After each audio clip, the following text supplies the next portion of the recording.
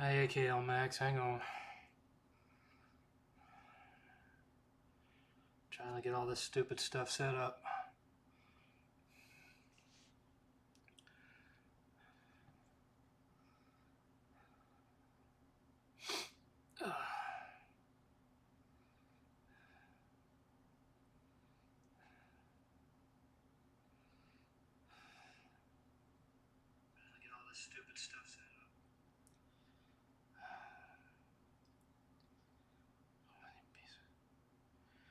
Okay, hey, here, hey,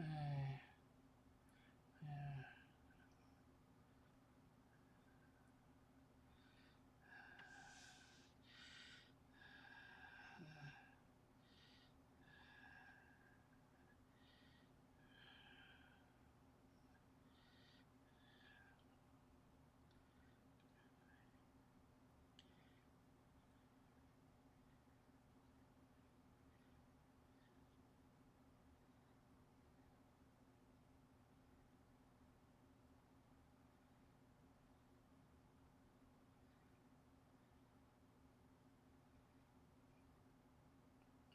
Okay.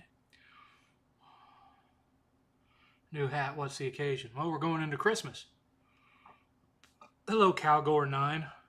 We will be getting started here in about 5 minutes. I'm just linking everything real quick because I don't have it set up to do it automatically.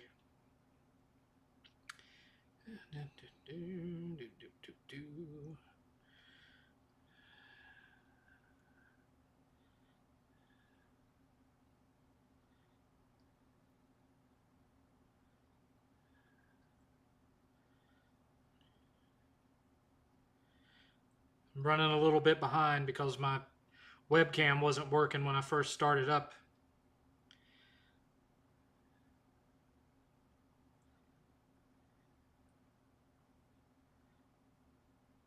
All right. Hi, Blaze. Hi, D-pad disquisition. Yeah, you know where I got this? I got this at the Dollar Tree for $1.25. $1.25 at the Dollar Tree. Why was it not a buck? Inflation. I blame Biden. I don't care. I don't care. Anyway, on top of problems with the camera, I've also been having some stomach issues today. I'm presuming it's the effect of everything that I ate during Thanksgiving coming back to haunt me. So I've been kind of swollen up and hurting all day. So I'm just grinning and bearing it for tonight. Hi, Clean Frame. Got a couple of things to go over as far as future plans.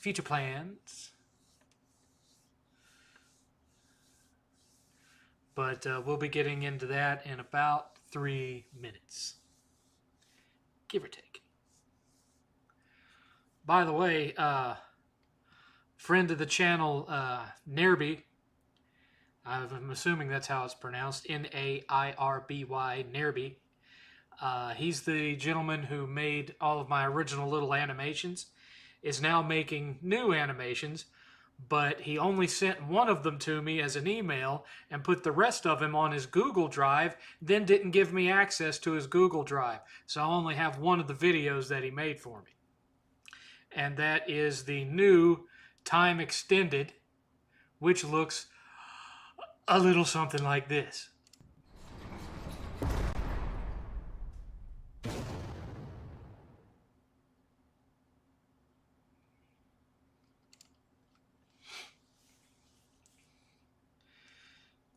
There's going to be a Star Wars collab with Destiny 2. Why bother? They've already done so much with Fortnite.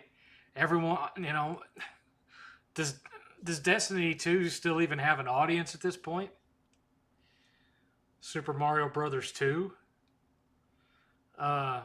It's a good game. Not an overly challenging one, but it's a good game. As you can see, my background is a little bit different. The gaming futon and the retro TV have been moved to the side to make room for the Christmas tree. And so we got the tree up, but just haven't managed to put any of the decorations on it as of yet. Hopefully that will happen tomorrow. It's supposed to get really cold here in Texas, or at least cold for Texas. There's supposed to be some bad storm front coming over sometime around midnight tonight.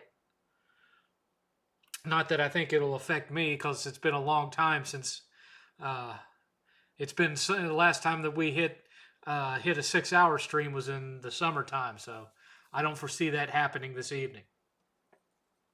But anyway, we're about to get going here, so just another minute or so. We'll let everybody else try to come in. Oh, I think I forgot to. Yeah, I did. Well, I'll fix that in a minute. I'm going to move this over here, and we're going to go to YouTube. And we're going to pause that. And we're going to go here. And we're going to go here. And we're going to go here. And we're going to go here. Yeah, that's what I thought. I forgot to change the name of the stream. Hold on a second.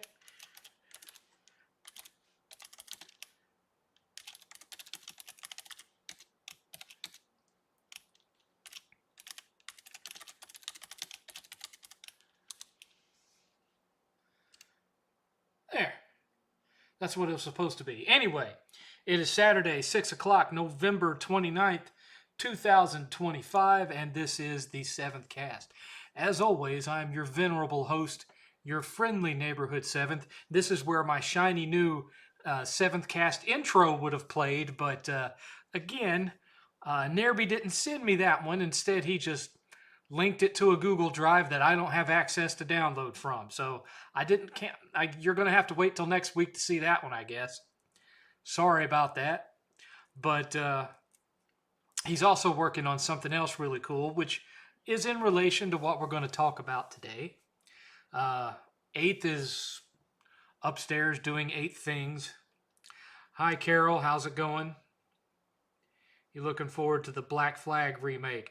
No, not especially. Have you watched the whole first part of the new season of Stranger Things? Yes, I've watched all of it. And as soon as I finish the other half of it on Christmas Day, I shall be swiftly canceling my Netflix subscription. Because once that's over, I have no reason to ever go back to it. Although I will be missing being able to watch Hubie Halloween every Halloween, because Netflix doesn't like to do physical releases of their stuff. So, oh well. I'm not paying I ain't paying $30 a month to be able to watch Hubie Halloween on Halloween. So sorry, Netflix, your service ain't worth that. You can suck it. Last Christmas I was watching the final of Penguin, which was devastating. I still haven't watched Penguin. Still haven't watched it. Nerby is on the naughty list now. Well, I even gave his stream views, man. I mean, what are the games you're looking forward to in December? Is there anything coming out in December aside from like some Switch 2 stuff? If there is, I don't know anything about it except maybe Octopath Traveler 0, which I'm not in any rush to get. Yes, Netflix is like $27 or $28 a month. It's right at $30. And I don't see the point. I don't see the point. Anyway,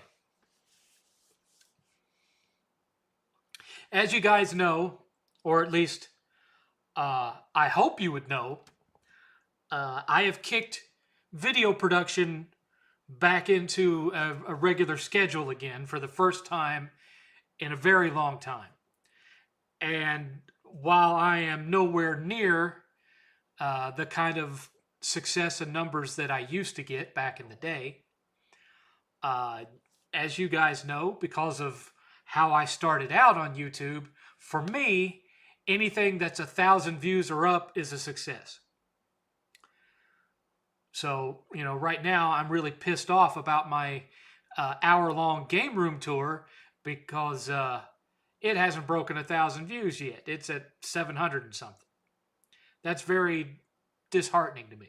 However, not all, but several of the DBTSs that I have posted since I've rebooted everything back up have broken 1,000 views, including my newest one that came out this past Tuesday, my review of Lost Soul Aside. It's sitting at somewhere around 1,500 views now, which for me, I'm happy with that. That for me, that's good, because right now there's a lot of people that used to get much bigger views in my circle that are getting about that. So that makes me feel like I'm right at the community average right now. But for those of you who are long-standing fans, this generation I've kind of let y'all down. I had kind of lost my passion for it because I got so wrapped up in work, and I wasn't, like I said, I wasn't getting the kind of viewership that I used to get. And I finally got to the point where I just don't much care, aside from if I break 1,000 views, for me, that's worth the effort that I put into it. And so there's been a lot of games that have come out since the start of this generation that should have been a DBTS, but I didn't bother. And I'm sorry. So in an attempt to make that up to you, let's see. When is this going to start? If I can... I hate the calendar in Windows because it makes it a pain in the ass just to be able to scroll down. Stupid thing. Okay, so 1, 2...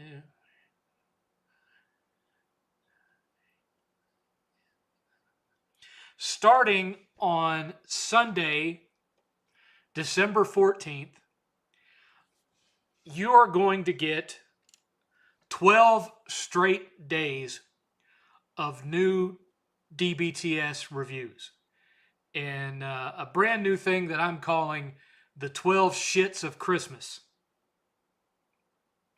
These will be brand new reviews that have never been on any other channel, and you're going to get a new one every day for 12 days up to and including December 25th.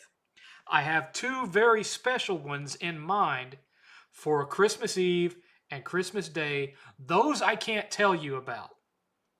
Those are secret. They're not big AAA games. I'll tell you that. But they're a secret.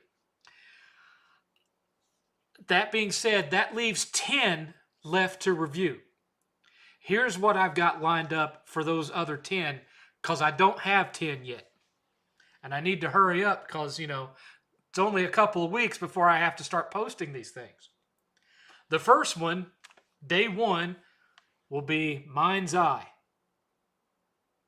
This will be episode 1. Then you're going to have Funko Fusion. This was a Black Friday find, by the way.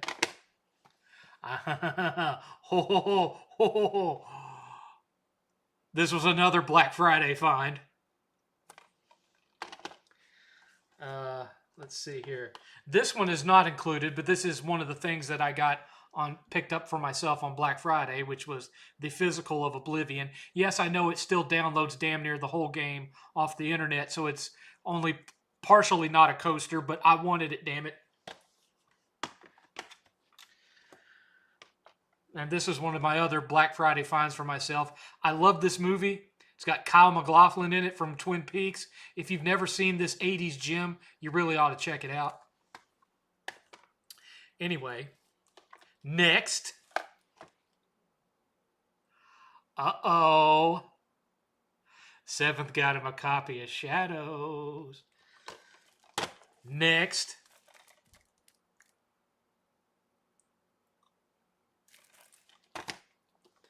And one that a lot of y'all have been asking for years.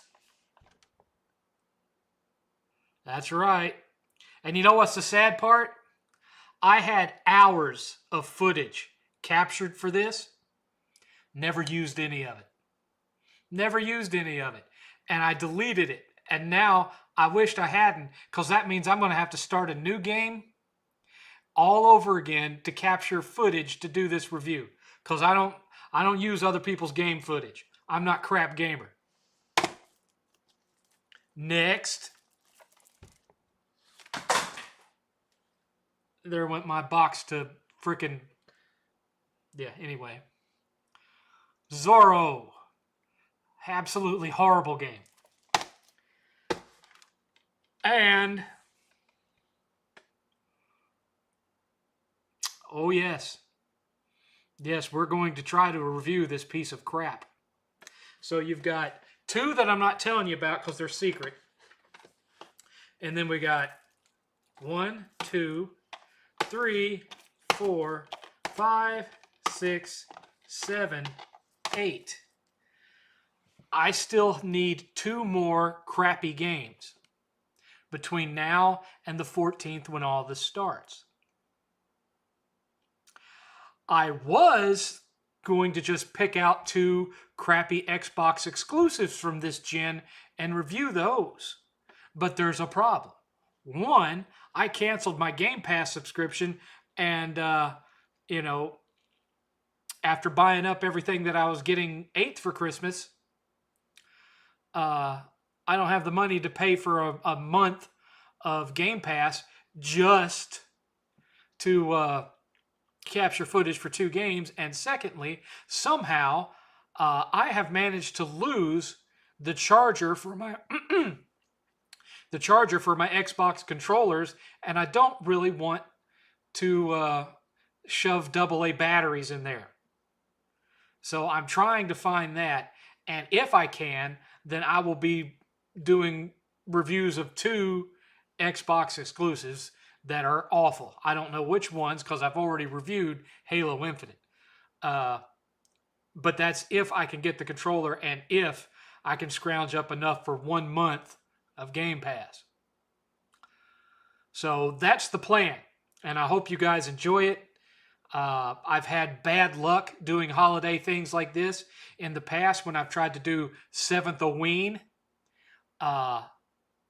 It has bombed every time I attempted it. That's why I'm not going to actually call these videos the 12 shits of Christmas. They're just going to be called DBTS and the name of the game. And then there will be a special little 12 shits of Christmas animation from Nerby at the beginning of each episode. But I won't be putting anything special in the thumbnail, and I won't be putting anything about it in the title. So that, the algorithm realizes, hey, these are DBTSs, and those usually do over 1,000 views, so I'm going to pump these out there. So that's what's going on there. Now, I've already showed you that I got that game, The Hidden. I got that movie, The Hidden, and I got the physical of Oblivion on PS5 for myself for Black Friday. Here are some other things that I picked up for Black Friday. Now, you might be asking, where'd I come up with the money to pick up all of this? Retropalooza got canceled. Well, not canceled. It got postponed. Now it's going to happen all the way in May sometime. Which, May is the worst month for tornadoes in Texas, I might add. But that's when it's happening. It's happening sometime in May in the region of Texas that gets the most tornadoes that time of year, which is up in the Dallas-Fort Worth area. But,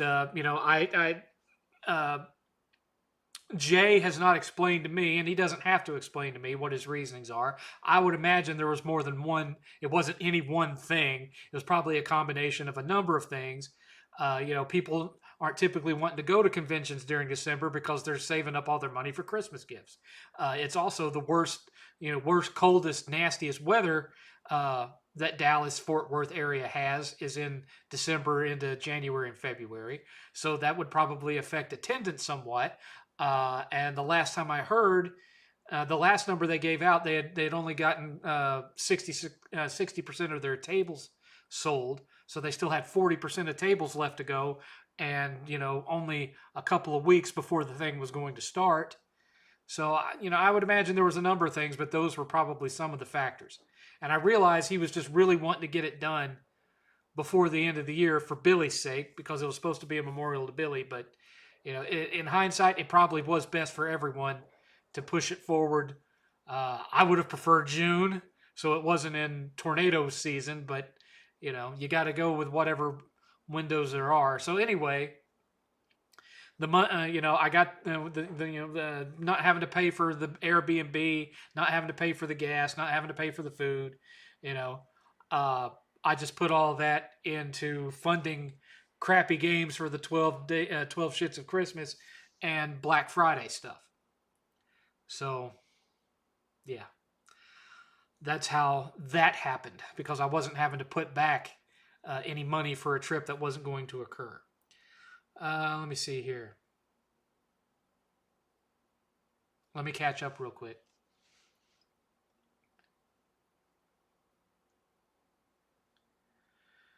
Wow. Okay. Y'all really front loaded me here. Uh,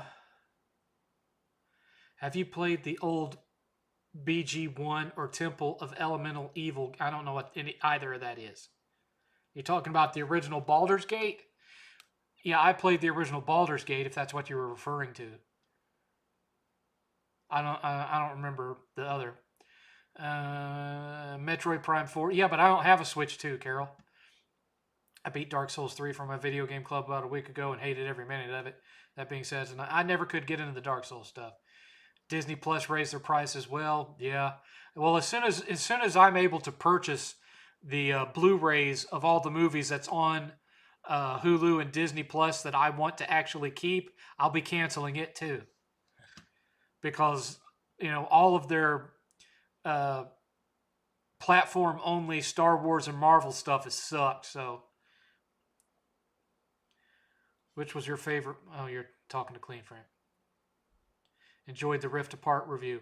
Yeah, I intend to do more positive ones too, but you guys seem to really love the DBTS stuff the most, so that's what I'm going to be focusing on for a little, Christmas thing for you guys.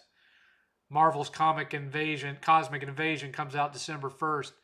Yeah, I want the physical, but I'm not going to have $50 to spend on it December 1st, so that may end up being one where it's sold out before I can grab a copy.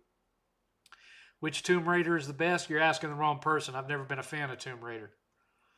7th, should Naughty Dog leave Uncharted alone? Yes.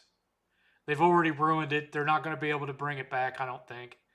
Not as long as they have those same people on their writing staff and Druckmann running the show. Yes, that Terminator 2D game is supposed to come out soon too. Have you watched Rift's take on modern gaming? Do you have the same stance talking about? I watched some of it.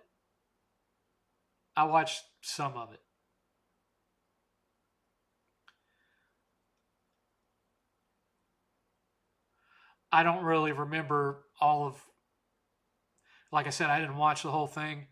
I don't remember what he said, but something that he said, I didn't. Not in a negative, mean way, but I didn't agree with it, so I didn't bother to watch the rest of the video.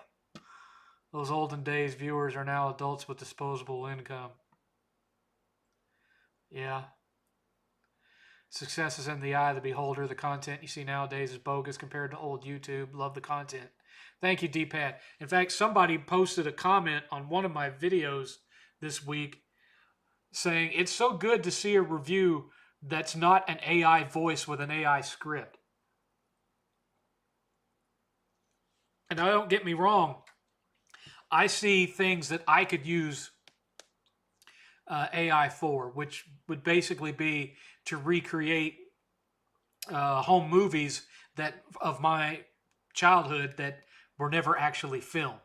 That's the only thing I would use AI for, is if I was wanting to do like flashback stuff, talking about things that happened to me when I was a kid that I don't actually have footage of, I would use that. I would use AI to generate those. In fact, I've been like working with a friend of mine to test out making a few clips. I don't have one that I could show you now, but we did one showing me as a young teenager, like 12 or 13, in an arcade in Florida, and there's like girls in bikinis walking around, which, believe it or not, did happen in Panama City Beach. You could walk into an arcade and there'd just be girls walking around in bikinis. The smell of cocoa butter thick in the air. Anyway, let's see here. Won't be hard to find crappy games in the year 2025. Well, if I can't rack up however much it is going to cost me to get 1 month of Game Pass and find my charger, I mean, at one point, and here's the other thing that's killing me, right? Oh, why is it not making my little graphic pop up anymore?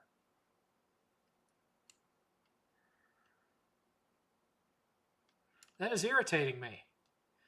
My little graphic should be showing up when that... I don't know. I've moved it higher up. Hopefully that'll do something. But let me see.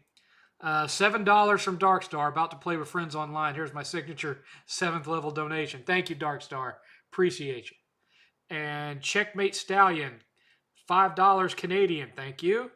Hey, 7th. Has 8th played Lords of the Fallen? And what are his thoughts? He has both the original one and the new one. He liked them both, but said both of them have about the same level of jank, was what he told me. So, that being said, here's a dollar bill for you too. Why is it not showing the dollar bill? There we go. There we go. All right. So, hey, Chris G, how's it going? What was I talking about? I got distracted.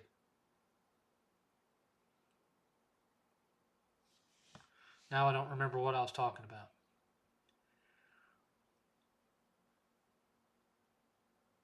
Oh, yeah, it won't be hard to find crappy games in 2020. Like I said, I've got to come up with money to buy 1 month of Game Pass, and then I've got to find my charger somewhere. And I want the last 2 games, if possible, to be Xbox exclusives, because otherwise I'm being kind of biased only doing PlayStation 5 games. One of them should have been Redfall. Me and 8th recorded a couple of hours of footage of Redfall back when it first came out, and somehow that footage got deleted too. And of course, I never did the review of it, so what can I do there? I don't even know if the servers are still up for that stupid game. But, I'd have to just go on Game Pass and see what's on there. I know what one of them would be, because I was certainly not a fan of it. I didn't even finish it. And that would be Starfield. And I had a ton of Starfield footage captured, deleted all of it too. Yes, I know. I was a dumbass. I should have kept it. I should have at least copied it over to my hard drive and just left it there on my PC rather than just wholesale delete it. But I wasn't thinking. I was being stupid. Plus another problem with Game Pass, doing Game Pass, is Series X is such a pain in the ass to capture footage with. On the PS5, you just hit the little share button, and then you pick, save the last hour of footage, and then you just export it to a drive. Easy peasy. But with Xbox Series X, you have 2 different kinds of captures. It'll either capture directly to the SSD, but only allows you to capture 2 minutes at a time. Or if you want to capture like a whole hour or whatever, you have to set up, you have to go to a different part of the menu to do that. You have to, if I remember right, you have to start it beforehand. Instead of picking the past hour, you have to go on and turn on record and then start recording. And you have to make sure that you have a specially formatted drive plugged in that it can save it to. It's such a pain in the ass compared to Sony's, which it baffles me why they did it that way. But anyway, I can't capture Switch footage because I don't have a way to capture Switch footage. You know, uh, we've got an old school Switch that I'm doing nothing with. That's just sitting there upstairs unused. That I could bring down here, but I guess I would have to hook it up here and then get me an HDMI hub that I could tape up here so I could switch the Elgato between uh, the Polymega and that old school Switch. But I'm not going to be able to review the stuff y'all really care about that way. Like, you know, the new Donkey Kong game or the new Metroid game, or because I don't have a Switch 2. I can't afford one. $500. I can't afford those. Can't afford it right now. And then of course I'd have to spend however much to get those two games too. And of course those aren't going to be DBTSs anyway. And that's another thing is that all we have bought for the Switch since we got one were exclusives. Now, how many exclusives from Nintendo can you think of that are DBTS territory? Not much. Not much. And that's why I don't really. And on top of that, Nintendo are huge pains in the ass when it comes to trying to DMCA anything that you post that has to do with them, whether it's a positive or a negative review. And so I would have to be like walking on eggshells, and that's one of the reasons why I really don't review Nintendo stuff, because they don't make it worth my time. Forspoken, how can you physically and mentally make it through those games? I've already beaten Forspoken before. I came this close to the platinum. I was at like 79%. Do you think there will be a new Xbox console, or will it just be a service now or Windows machine? It's the new Xbox console is going to be kind of like this new Steam box that's coming out. It's just going to be, a mini PC. It's going to be a gaming PC with an Xbox front end on it to hide the fact that it's running on Windows. So it's going to boot up Windows, and then it's going to go into a front end that's going to be your user interface. That's going to look like an Xbox console interface, but it's not a console at all. It's going to be a PC. It's going to be just like the ROG Ally that's Xbox branded, but wasn't actually built by Xbox. They'll get some company like Alienware or ROG, they'll get somebody to build this little mini PC, and that's what your new console is going to be. Anyway. 7th level, one of the realest gamers of all time. I appreciate that, Grill and Chill. Thanks for coming to watch. Your thoughts on the new vids appearing on Shady J's channel? I remember back in 2016, there was almost daily uploads of interesting new formats like toy reviews, etc. Well, he's a busy guy. He makes what he can make in the time that he's able to make it. Now, the last I checked, Eric was his editor, because Jordan, once Jordan's channel blew up, he just kind of dropped all connection with the Game Chasers and buggered off on his own way, because the Game Chasers aren't family friendly, and he wanted his channels to have a family friendly vibe to get all the little kiddies to come watch his stuff. So Jordan doesn't have anything to do with them anymore, and so Eric took over editing duties. But Eric works, and Eric is also having to help take care of his parents, who are both sick. So he doesn't have the time to be editing a bunch of stuff, and Jay is working a full-time job. He don't have the time to be making a whole bunch of stuff. So that's why you might get occasionally what's on Jay's mind or a grab and grub instead of them out hunting for stuff, because that's also one of the reasons why we weren't getting that many Game Chaser episodes this year, was because Billy was having to work again. Jay was having to work again. It is what it is. Got to pay the bills.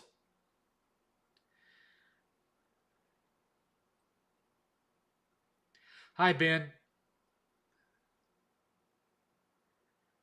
How does Baldur's Gate 1 compare to Baldur's Gate 3?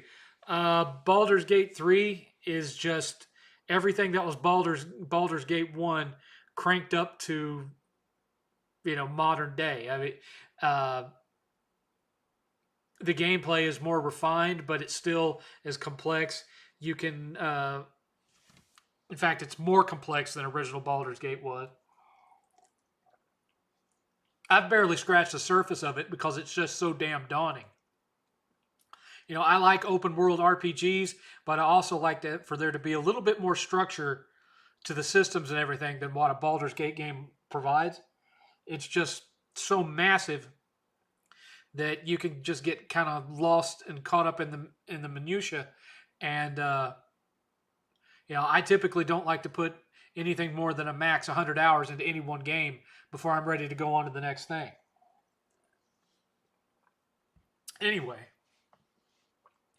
Dallas-Fort Worth metro area is the most populous area in the southern United States. Is wild around Christmas time. Yeah, you ain't kidding. What was the best platformer so far, Ratchet or Astrobot? I enjoyed Astrobot more than Ratchet and Clank Rift Apart. Both of them were great. Rift Apart looked better, had better graphics, obviously had more money put into it, but Astrobot gave you so much more for your buck than what was in Rift Apart. Rift Apart was a smaller adventure. It felt Into the Nexus size, if you've ever played Into the Nexus. So it didn't even feel half as big as A Crack in Time. Anyway. Got a couple of 360 games at the Salvation Army today. Battlefield 3 and Resonance of Fate. I used to have Resonance of Fate for PS3, but I will openly admit, I tried it. I couldn't wrap my head around the combat system. It has a really weird combat system as far as the way the timing of everything of it.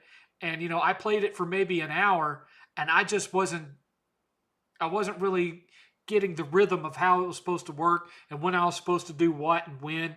And I just put it on a shelf and never played it again. I think I still have the PS3 version. I'm not sure. I'd have to go back and look. I'm not 100% on that. Why was my comment I didn't delete any comments of yours, AKL Max. I promise. I didn't delete nothing. And the only there's only like a couple of mods on here, one of which is 8th, and 8th is currently not logged in. Plus, if it had been deleted, AKL Max, you would have seen a mention in the chat log saying that it had been deleted. From Ultra Steel, I know you don't care for handheld gaming, but do you agree that it at least has an advantage over consoles when the power goes out? Well, that depends on your situation. Sometime next year, I'm going to be changing electrical companies to this company that installs a big ass battery on the side of the house that your solar is hooked up to, and so when your power goes out, it keeps your air conditioner and your refrigerator and minor things running off of the battery power. So I'm gonna be doing that sometime next year, I hope. But that also depends on most handhelds nowadays you can't put batteries in them; they have to be charged up. And unless you constantly keep all your handhelds charged up just in case the power goes out. Hello, I know I don't. Do you think they will reveal Half-Life 3 at the Game Awards? Possibility. I've heard things. Going good. Just got Expedition 33. So far it's great. That is a good game. I need to get back to it. I haven't finished it. I couldn't even stomach Starfield for more than 5 minutes. I made it about 10 hours into it. And I had lots of footage captured, including all sorts of glitches and bugs and all this stuff. All gone. Lost it all. So, depending on how things work out, I may or may not be able to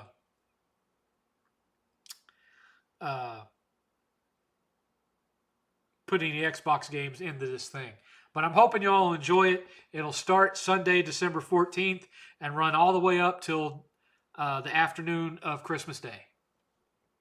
12 brand new DBTS videos. Now, they're not all going to be big, long, 30-minute things because some of them aren't going to have 30 minutes worth of of material to cover, but I'll do my best.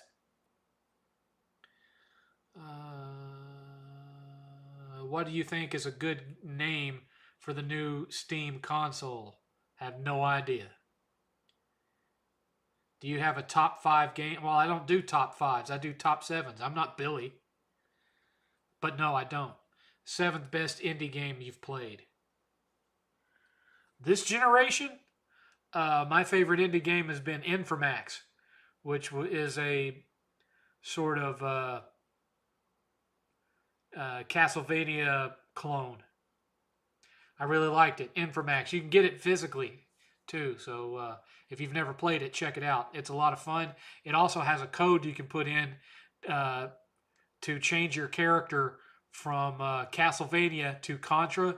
And then it's almost like a god mode because you could just go through the whole game shooting everything from a distance. It's hilarious to play it that way.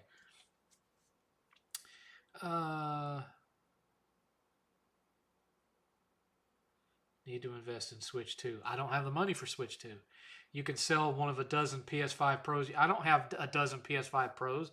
I have 2 PS5 Pros and 1 PS5 Classic. I used to have 2 PS5 Classics, but 8th gave one of his to a friend. So now I only have 1. There was some kind of a falling out with Jordan, right? Why did it happen? It already happened like in 2018 with Jordan's channel was not. His channel wasn't big then, but he wanted it to be big. And this is what I was told, was that he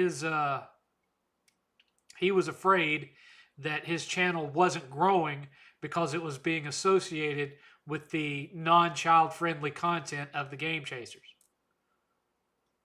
That's what I was told. I was just asking if you looked into that channel I sent to your Twitter DMs. I don't remember what channel you're talking about, AKL Max.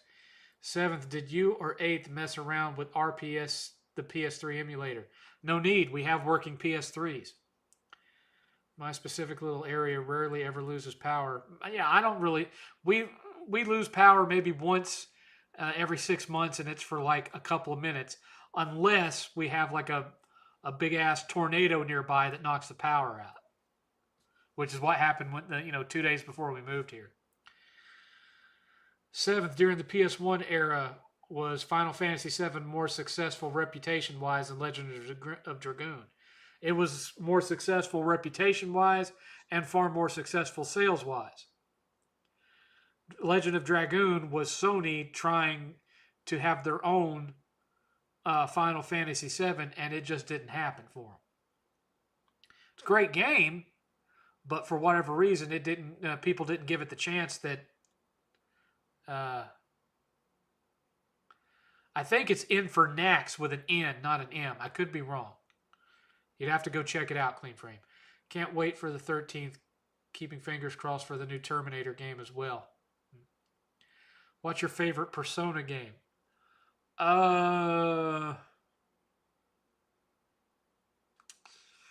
Probably 4 Golden. Probably. Anyway, other Black Friday. I can't show all the Black Friday stuff because a lot of it 8th doesn't know about yet, so I can't reveal that. But I can show you some things. And I'm mostly showing this in case, for whatever reason, Rob comes by to watch. There's the 4K of Daryl, which was an 80s movie that I really liked when I was a kid. Stars Noah Hathaway from Cocoon and Neverending Story, about a kid with a cybernetic brain, and he's on the run from the government. Daryl, short for Data Analyzing Robot Youth Life Form. Just another example of 80s kookiness. You knew I had to pick this one up. Exorcist 3 Collector's Edition. This is one of my favorite horror movies of all time. There would not have been a 7 or a Silence of the Lambs if this hadn't come first. This movie is fantastic. totally makes up for how awful Exorcist 2 was. Speaking of 7. Now, one thing I don't like about this one is it's not a steel book. It's one of those stupid cardboard things. And I don't know why they did it this way. You know, why would you make something that opens up like this, right? When there's only one disc. There's only one disc. None of these other things open up to reveal anything. It's a one disc set. So why would you make this? Why would you do it this way? I don't understand. Somebody make it make sense to me. But anyway, I love this movie. Saw it in the theater when it first came out. Knew I had to have it on 4K, and now I have it. What's in the box? Did you get rid of PlayStation Plus also? Not so far. I think you meant, yeah, Barrett Oliver. Noah Hathaway was the one that played Atreyu in Neverending Story. I always get their names mixed up. My bad. Barrett Oliver, yes. Thoughts on Bret Hart's recent comments on Vince McMahon and Shawn Michaels? I don't believe it. Because as angry as he was back in the day, if that was true, I think he would have said so a long time ago. So honestly, I think Bret's starting to get senile. I've watched some videos of him, and he just seems to get a little bit duller and a little bit duller every time I watch it. It was called 90s Grunge Dream, a guy that uploads videos he recorded back in the 90s and 2000s. Okay. I don't know. I don't remember seeing that in my DMs, but I'll go look for it. 7th, this has been brutal for people. My family is only going to afford about one gift per person. I don't know if games are going to sell much this Christmas. Well, we'll see. We'll see. Do you think there will be a reconciliation with Wood and Rob or not so probable in the future? I can't really say too much because, I'm in the middle of all this, and not even really in the middle. I'm on the outside looking in. I wasn't involved in any of that, but I am someone that all of them on both sides of it talk to. And I don't want to give up friendship with one over another. So, I would very much prefer for everyone to come to an understanding. Wood doesn't talk to me anymore, so I don't know what's going on with him. I can't speak to that. Wood stopped talking to me years before any of this happened. He stopped talking to me in 2020 for no reason. No reason at all. As for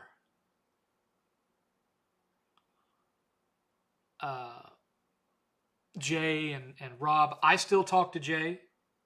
I still talk to Chris. Chris calls me on the phone. I talk to Jay. I don't really talk to Jay on the phone because Jay is not really a phone guy, or at least in my experience with him, he's not much of a phone guy. He's more of a text guy. But I talk to them on the regular. I talk to Rob still. I feel like Rob would like to have things rectified with Jay. I don't think anything will ever be rectified with Chris. There's things that have gone on there. There's a long history there that I'm not going to get into. And I don't think that that he would ever be able to make peace with the things that have gone down. Jay, I feel like he would try eventually if the circumstances were right. I think he would try to send out an olive branch. But I don't know. I'm not the right guy to ask about that kind of thing. I certainly hope that everyone can one day, come back and be part of the family that they were before. But, it's none of my business.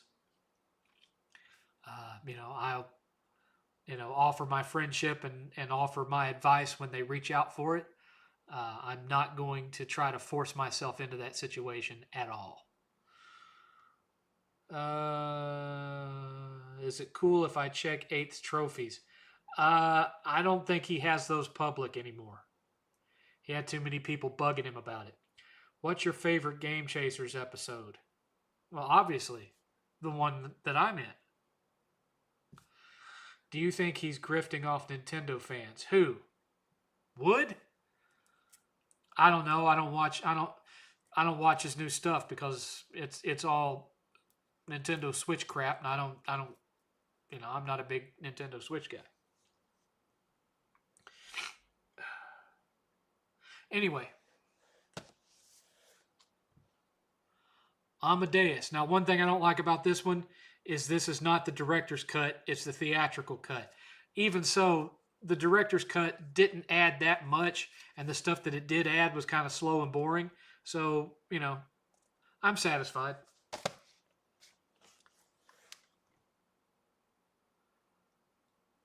The Lost Boys. It's a really good transfer, too. Now, here's another thing y'all got to remember. When it comes to 8th, what's his is his, and what's mine is his. So I bought up a bunch of stuff, and I'm like, this stack is stuff that both of us care about. So they're going to stay downstairs with me, and you can just come and get them whenever you want them. This other stack, you don't get to know about yet because this is stuff specifically just for you that I'm never going to want anything to do with. That's how we do things here. Everything belongs to both of us, but we just split it up based on who has the most interest in it. Terminator 2 Judgment Day. The Terminator. Which these were just, upgrading from our Blu-rays. And then lastly, Galaxy Quest.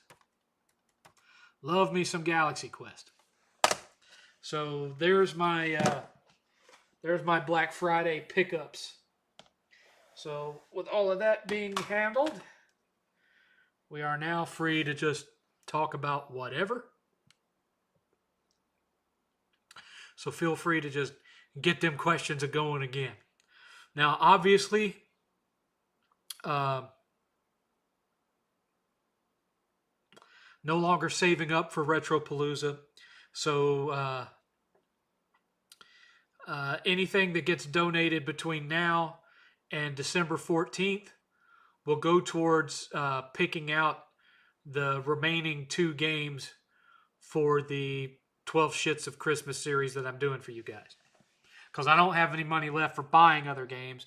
So it's either going to be, buying 2 more crappy games to review or paying for a month of Game Pass and getting me another charger for my my Xbox controllers so that I can capture footage of Xbox. Y'all just let me know what y'all want me to do.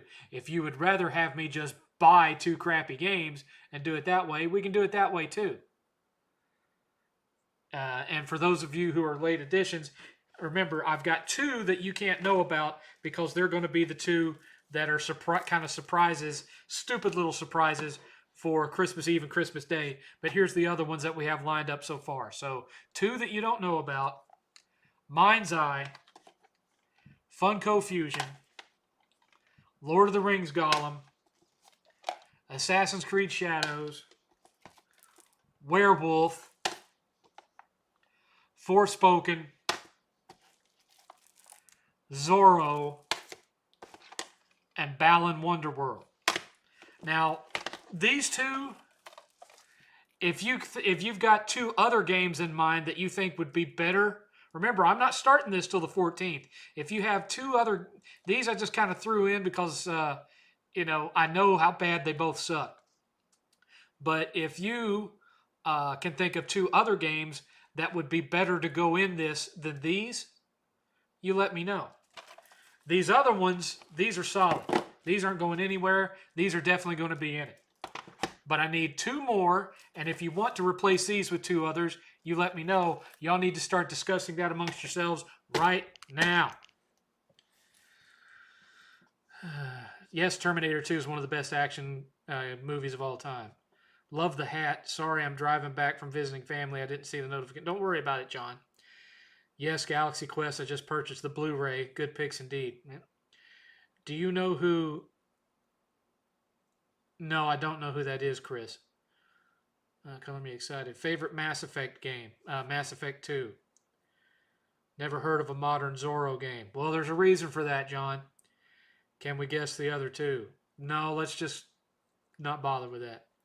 Balan Wonderworld is an experience, not saying a good one necessarily. Yeah, you're right about that. What is a platinum trophy run killer for you, Seventh? Mine are speed run trophy. Yeah, I don't like speed run trophies. Uh,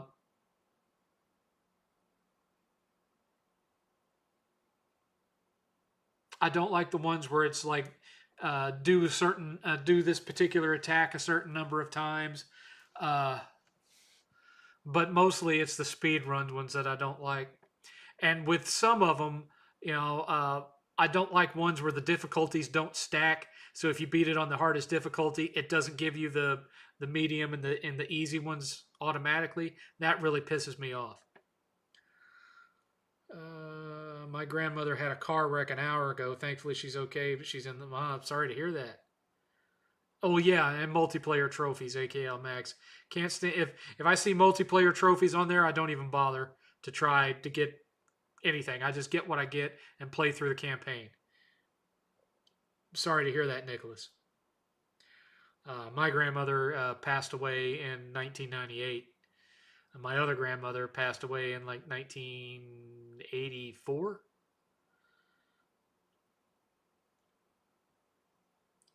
Somewhere around in there.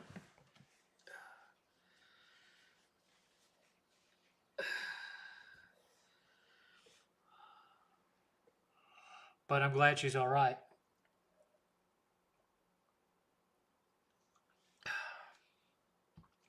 My grandmother on my mother's side voluntarily stopped driving when she turned 65, I think.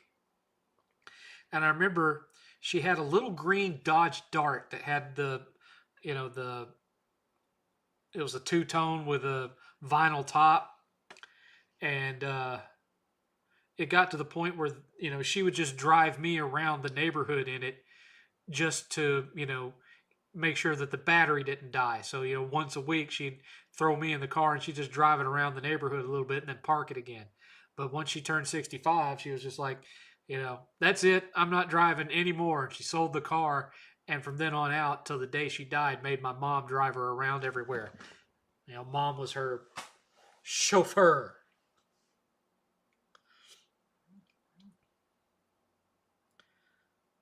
How's my health? Haven't been feeling the greatest. Uh, Thanksgiving hit my stomach for a loop, so I'm in a decent amount of pain right now, but I'm in a decent amount of pain all the time, so I'm just trying to ignore it and put on a show. Nice shirt. Shame it got delayed. Yep. This one was from 2023, the last one I attended. What do you think about the Twitter update that shows people's location? Well, everybody knew where I was anyway. Was Shenmue worth bankrupting? Well, they were well on their way already, Raymond. Shenmue, you can't put all that on Shenmue. Do I ever feel annoyed by drunk people? I don't. You ought to know me by now, Ultra Steel. It starts to feel. It feels like you're starting to just think of stupid stuff just to be able to ask questions again. I've warned you about that. I don't go into bars, so why would I ever be around a drunk person? I don't go into bars, and the only friends that I have that drink on the regular, that's Jay and Chris, and they live 3 hours away. So why would I ever be around a drunk person and have to worry about it one way or the other? Come on, Ultra Steel. Warned you about that. Have you played Switch 2? I'm a big Nintendo fan, but haven't bought one. Too pricey. I have not played it, and I do not own one because I don't have $450 to be spending on one. Forspoken gets more hate than it's deserved. I disagree. It's not great by any stretch, but I have played much worse, namely, but not limited to, Avengers and We Happy Few. I have We Happy Few, but that's not a current gen game, and I already reviewed Avengers. By the way, there is a DBTS for you, We Happy Few, yeah, but it's not a current gen game. I'm looking for current gen stuff that's come out since 2020. Shinmu gave us Yakuza, so it was worth it. Will you do a DBTS on Black Ops 7? I don't have Black Ops 7. I'm assuming that it's free on Game Pass, so I could review it if I had a Game Pass, a month of Game Pass, and knew where my Xbox charger was, or bought a new charger. If that's one you wanted added to this, y'all can, let me know by posting Y in the chat if y'all want Black Ops 7 to be in the 12 Shits of Christmas. But that is going to require me either purchasing the game, which is $70, or getting a month worth of Game Pass and buying a new charger, which is going to be about $50. And so far tonight, we've had $12 in donations. So it all depends on how the night goes.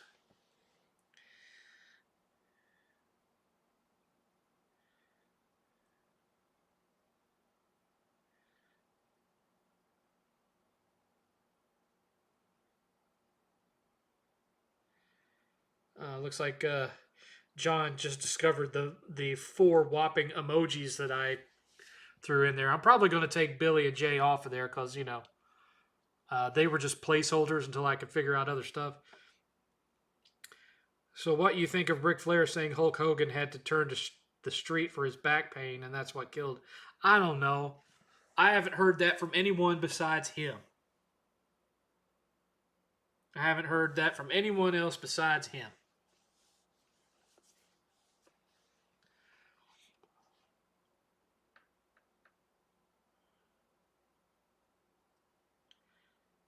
Have you played Thank Goodness You're Here yet? You like the IT crowd and Red Dwarf, so I think you'll appreciate this game because it has British humor. Never heard of it. I can look into it, but I haven't. John Kratz, $2. Thank you, John. Appreciate you. Appreciate you, sir. Oh.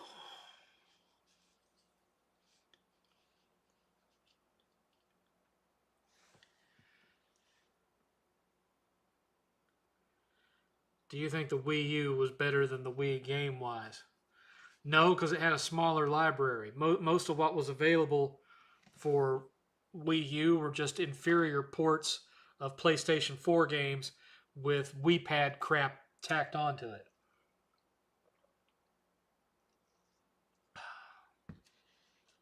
It had fewer exclusives, especially in the first-party arena.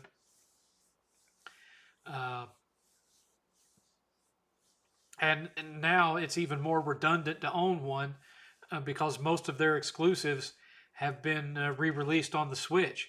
So there's very little reason for me to still own one aside from a couple of the super rares like Devil's Turd. Meanwhile, there's plenty of games on the Wii that have not been ported over to the Switch, so it's still worth having.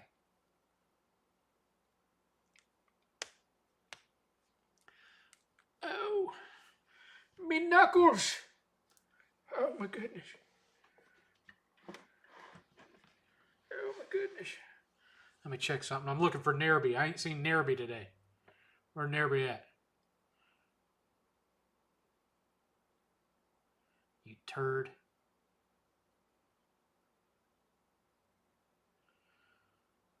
I couldn't attach those 2 videos because of the file size. Okay. Hold on a minute. I gotta go do something. I gotta do something. It's 2 minutes early, but I'm gonna go ahead and do this so I don't forget it.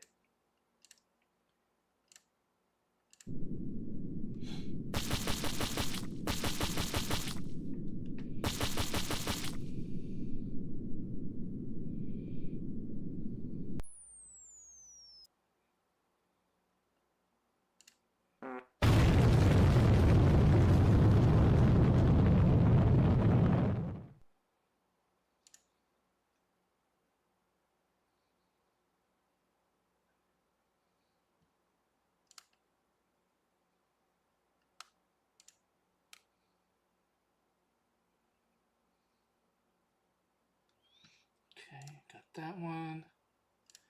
And then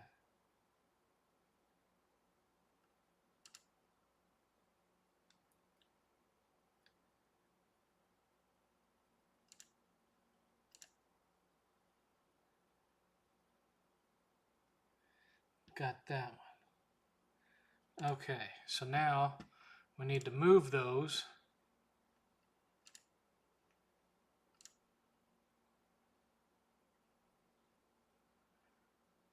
into here.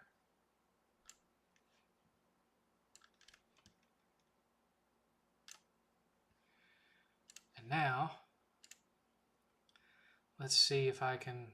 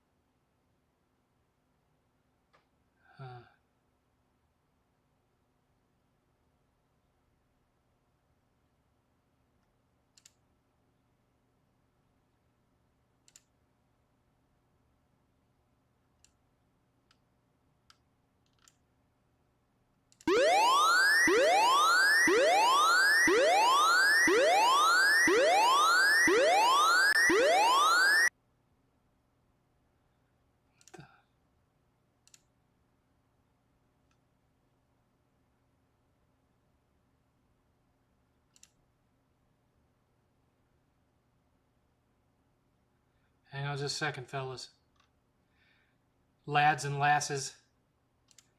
Trying to do something here.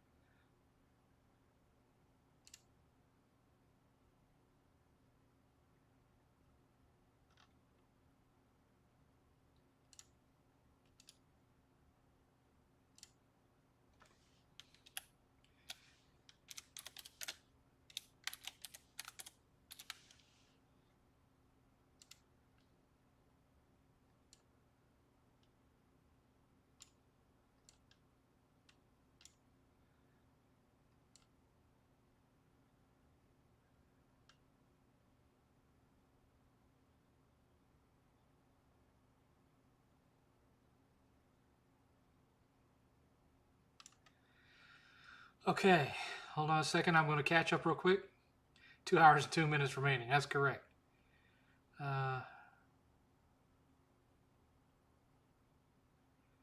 Destiny 3 being in development by Bungie, according. I believe it when I see it.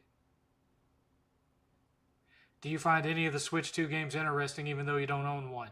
The Donkey Kong one and Metroid 4. What do you think about Arc Raiders? I don't think about anything. I don't think about it at all because it's a live service game. Thank goodness you're here. It's free on PlayStation Plus. It's an 8-hour platinum. I hope it gets a BTS. We'll see. Send me a DM on X and remind me, Clean Frame. 7th, how do you hear about most of the games you buy? Do you come across them yourself online, or do you? Well, it's a combination of online, keeping up with the news, X, Facebook, and friends, and then just review channels that I trust, like Skill Up. My ears, lol. Oh, was that one a little too loud? Was 2 hours a little too loud?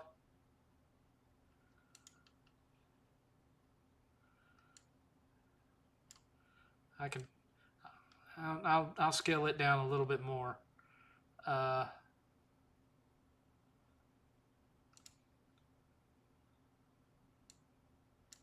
we'll scale this one down. All right, let's test this out. This is going to be the new intro that shows up every time I start the 7thCast. Let's see if it works. It's too small. It's too small. I can't. It's not letting me stretch it. Son of a bitch. It's not letting me move it either. And the green screen on it's not working. So it's not letting me stretch it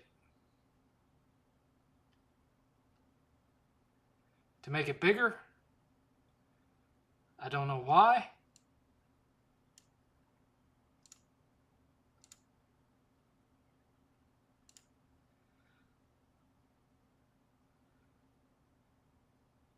I don't know why it's not chroma keying it when chroma key works on the others.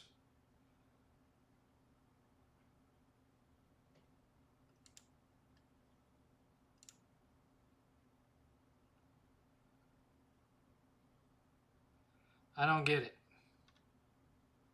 I'm not sure why the chroma key is not working on that.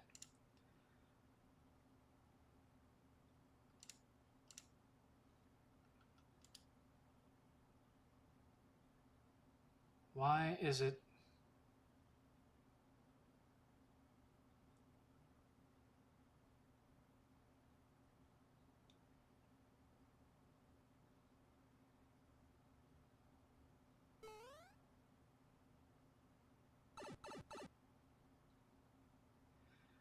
I'm not sure why chroma key is turned on for the other stuff, but it's not turned on for this, because I cannot even find an option in the properties for setting it to be a chroma key thing.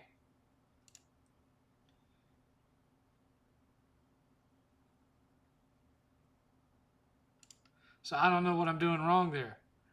Because, I mean, just to look back at this one, show nothing when playback ends, speed, auto, options, but no options in there for the size of it on the screen.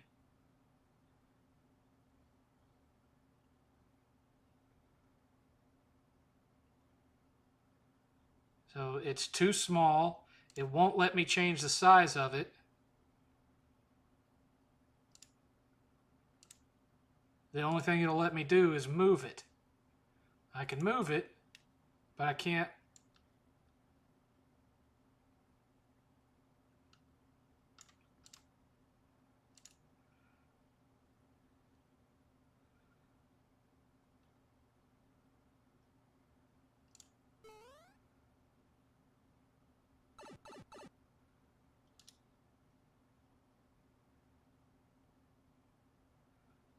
I can't find an option for.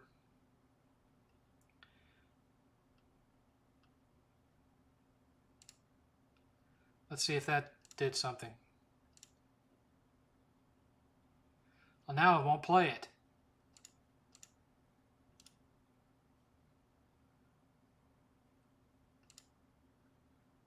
There we go. All right, so I got that part of it fixed. Now I got to figure out why the green screen ain't working.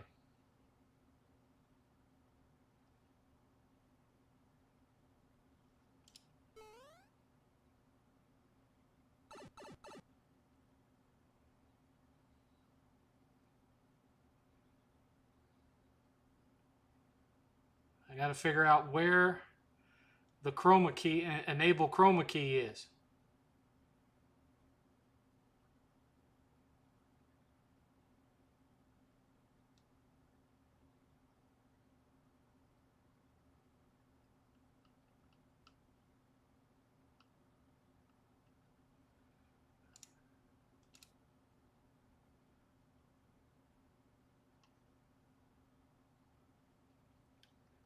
This is gonna. I'm sorry, guys, but this is gonna bug me until I know. OBS, how to enable chroma key on a media file.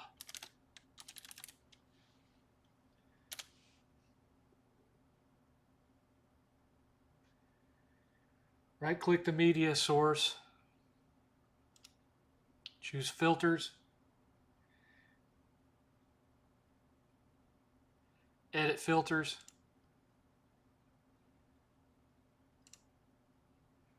Filter type.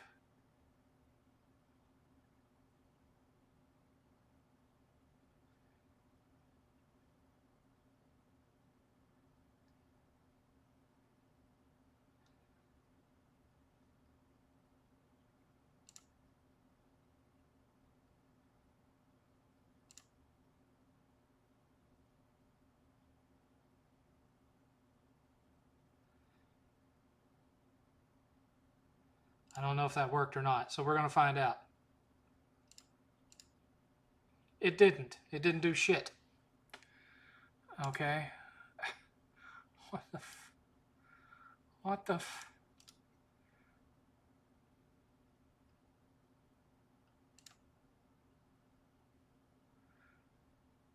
That one... What the hell?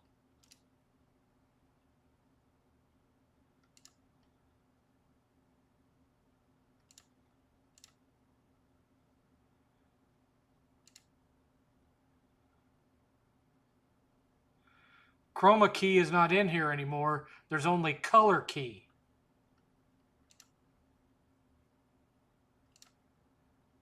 And it's already set to green.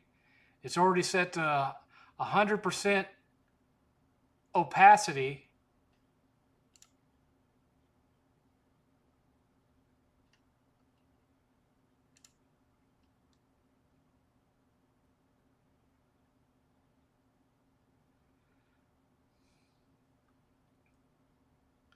Make sure Nintendo ninjas don't come after you for the Mario sounds. Can you manually add a... That's what I'm trying to do.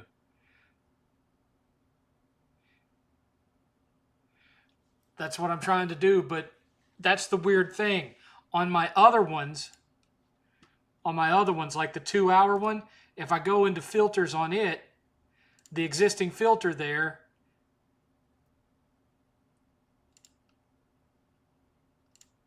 is a chroma key filter. And, or at least it says chroma key.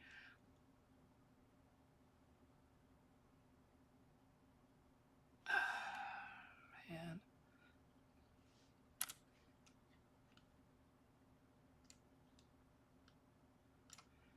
Let me just do this. Y'all are seeing me. You know, I can troubleshoot these big financial systems, but I get stuck on simple shit like this. All right, let's try. 7th intro, filters, edit filters, color type green, similarity, smoothness, 80, 100, contrast, even, brightness even, gamma even.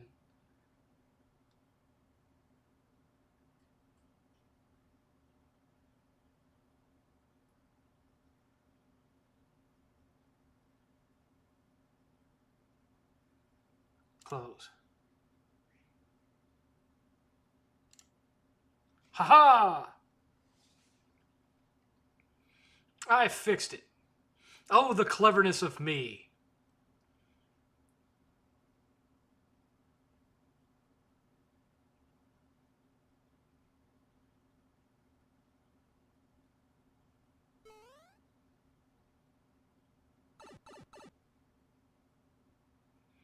There we go. All fixed. All fixed. Success! Hi, the enemy TV. How's it going? Anyway, we have 2 hours. Well, now an hour and 45 minutes left. We have had what? $14 in donations. So we are $36 away from extending the show by 1 hour.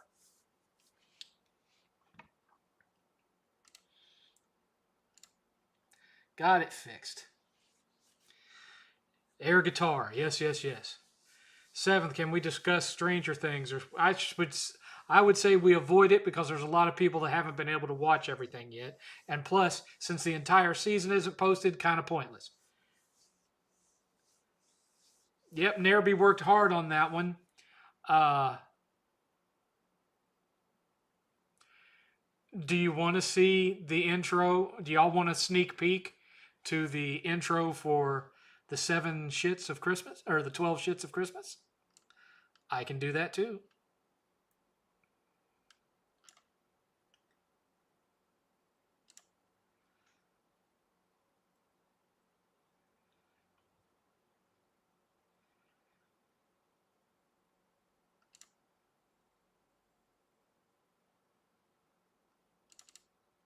Now this one, I'm going to have to edit it and put in some generic Christmas music. So currently, there's no Christmas music for it.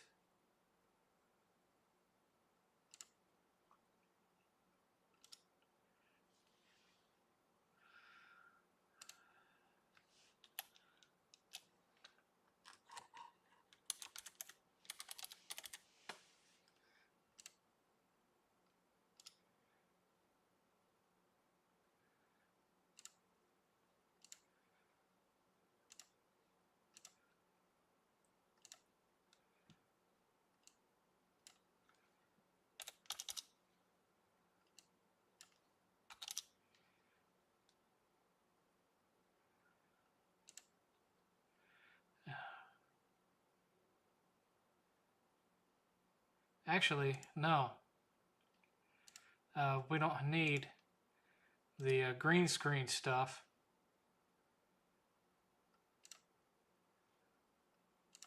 Because it's not a green screen video. What was I thinking?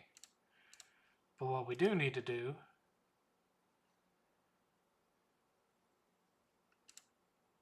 there. So we're going to move it up here with the others. All right, here we go. It's not showing it. Why is it not showing it?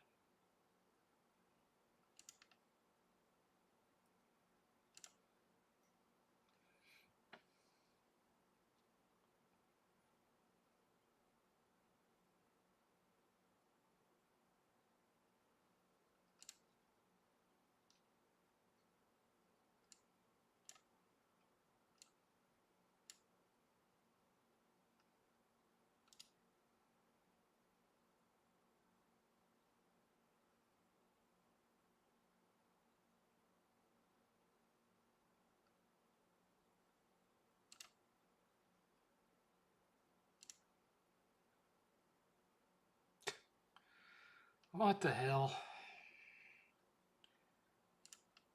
It won't play this one.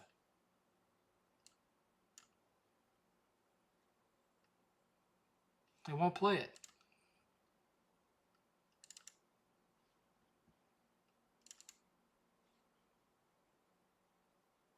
Video definitely works. I'm looking at it. But for some reason,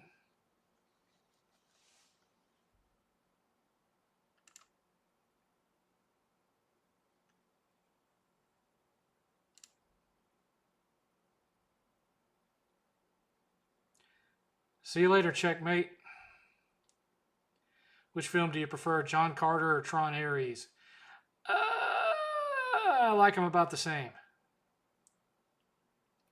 Is there a movie you like that everyone else seems to hate? Making Contact.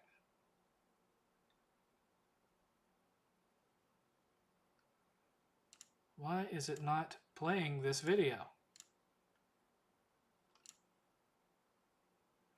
When I click on the preview, it plays it.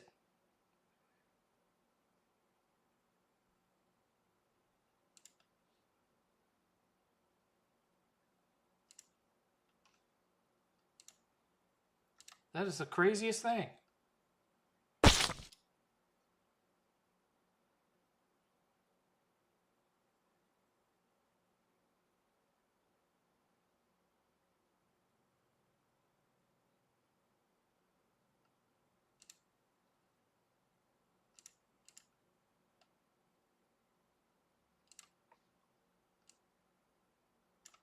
There we go.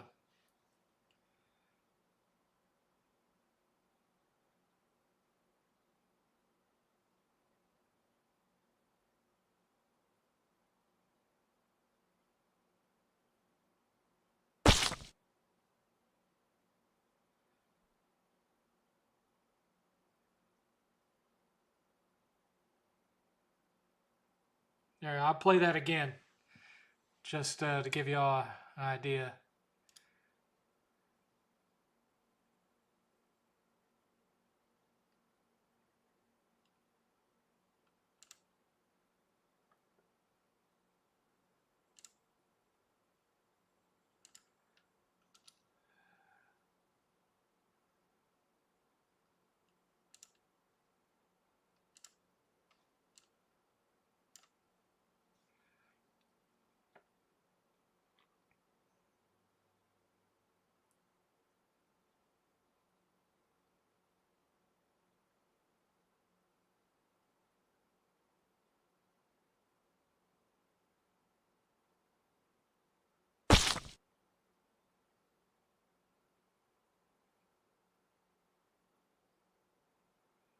There you go. For whatever reason, this is yet another one that it's just not letting me.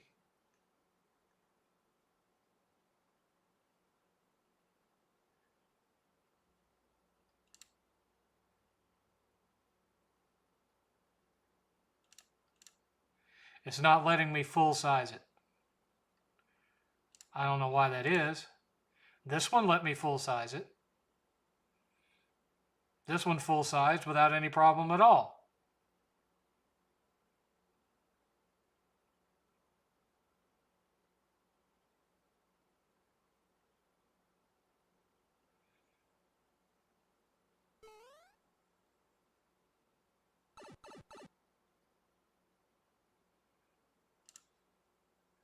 But this one,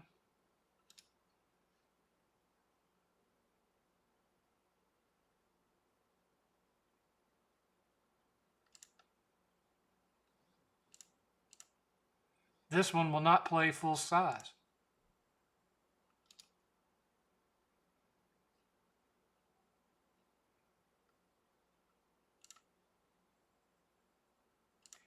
And it keeps moving it up into the corner.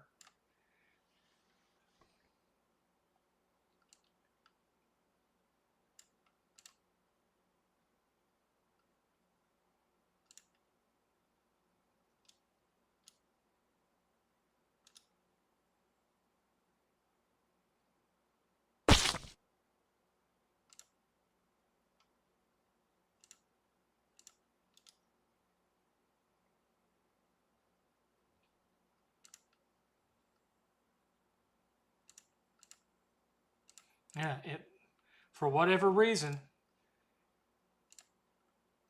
it will not.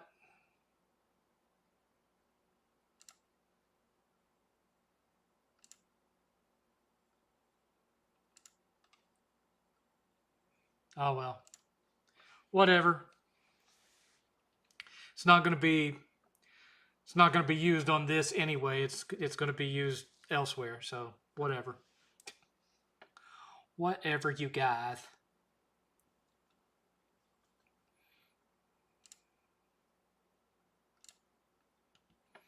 Anyway.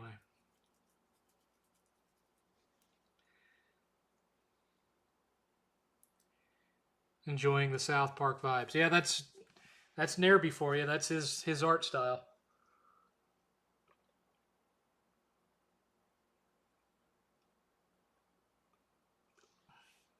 I don't know what OBS's deal is. OBS has always been finicky and quirky that way. What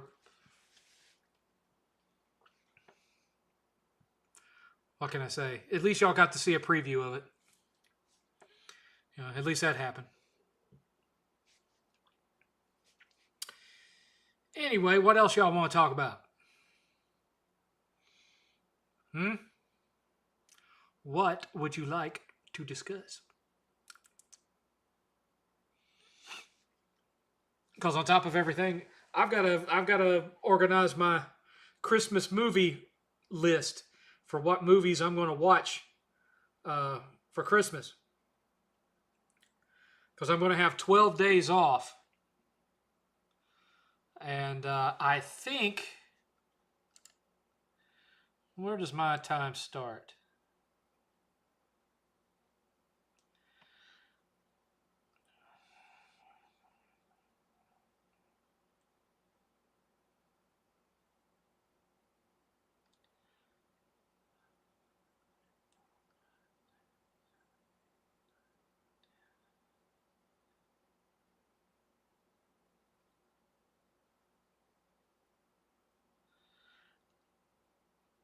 I think my time starts Saturday the 20th. So 1, 2, 3, 4, 5, 7, 8, 9, 10, 11. Yeah, I think my time starts on the 20th, I think. And that I'll have either 12 or 13 days. That depends on whether they give us just New Year's Eve or if they give us both New Year's Eve and New Year's Day off. Sometimes they don't do both. I haven't bothered to check for 2026. But I think it starts Saturday the 20th and runs through either December 31st or January 1st, depending on how all that lines up. But it'll be either 12 or 13 days. So I need to compile my list of all the Christmas movies I want to factor into that this year. I've been enjoying the DBTS re-releases. Saw it's reaching new peeps. Someone was even grateful to find video game commentary that isn't with an AI voice. Yeah, I saw that earlier today. Now, the one for Mind's Eye, the ones for Mind's Eye and Mafia of the Old Country were both absolutely new. Those were new ones. The others were re-releases, but those two were new. And kind of sucks. Hardly anybody watched my review of Mafia of the Old Country. It only got like maybe 350 views or something like that. That kind of sucks for a brand new one. But I mean, the others for the most part have been doing well, so I'm happy with that. My review for Last Soul Aside is up over 1,500 at this point. So I'm like I've said before, if I can at least get it to 1,000, I'm happy with that. Anything over that is a bonus to me. 7th, does 8 prefer multiplayer games as opposed to single? Not that I've seen. No, he likes to do co-op with his friends, but competitive multiplayer he doesn't fool with. You got to watch Nightmare Before Christmas as a tradition. I tend to watch that one more on Halloween than Christmas. I still plan to marathon some of your recent videos. I got you. All right, Ultra Steel. Adding the Mafia video for work watching. Okay. Oh.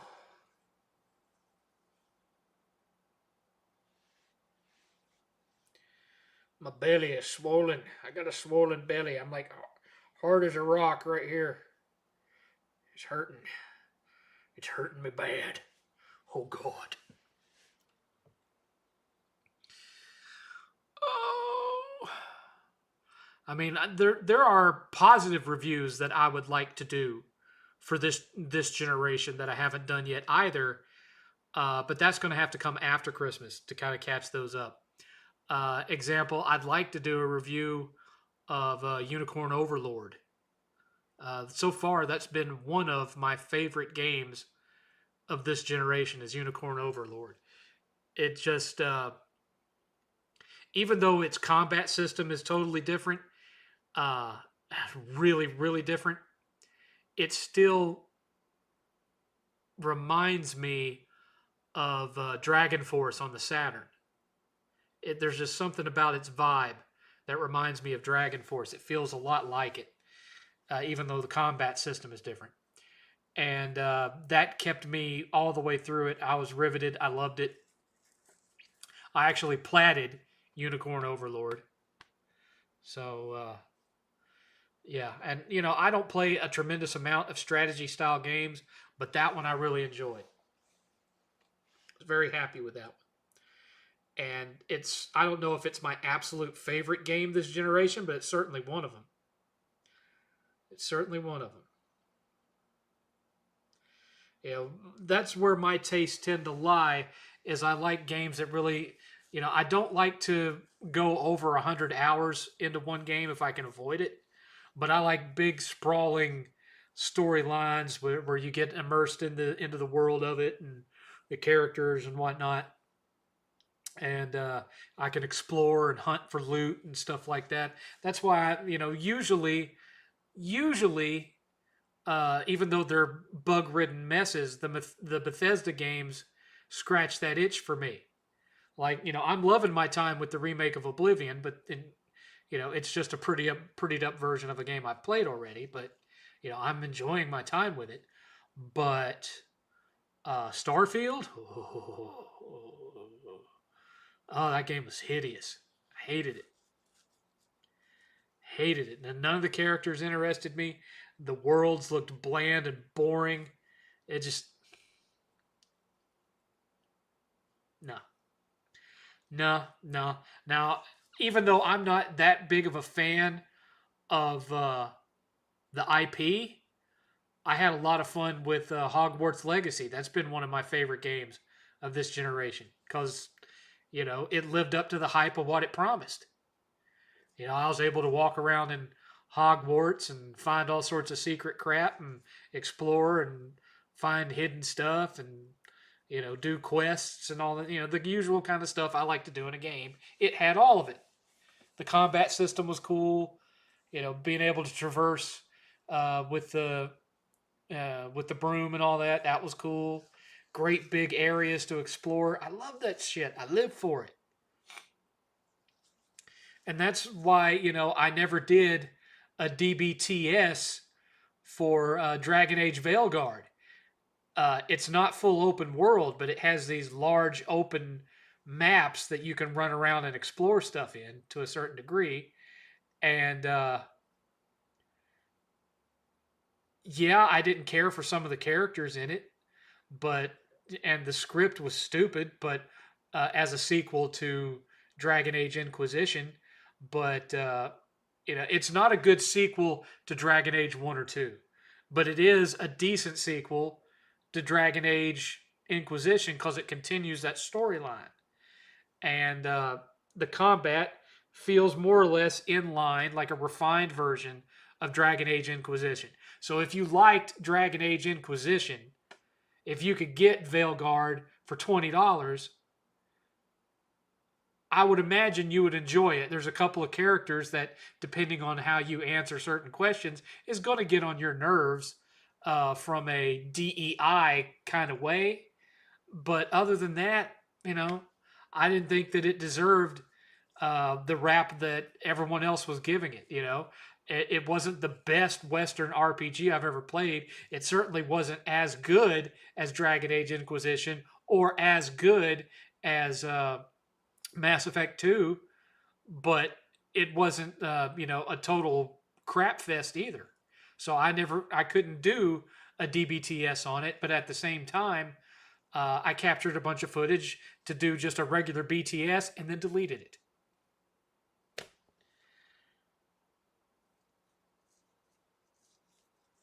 You wish we could get another Dragon Age Origins? I wouldn't be opposed to them doing doing a remake of Dragon Age Origins, but with the combat system that was in Inquisition. Because I mean, I like uh, games that play like the original Dragon Age or like Baldur's Gate or whatnot. But sometimes I do like the more arcadey uh, action combat of Inquisition or Veilguard too. But then again, one of my biggest complaints about the remakes of Final Fantasy VII is that they're action RPGs instead of turn based. So, I'm being a little bit hypocritical there, I guess. But everybody keep asking your questions, everybody. Keep asking your questions. Keep asking your questions. We are still $36 away from extending by an hour. So, oh, that hurt. Oh my goodness.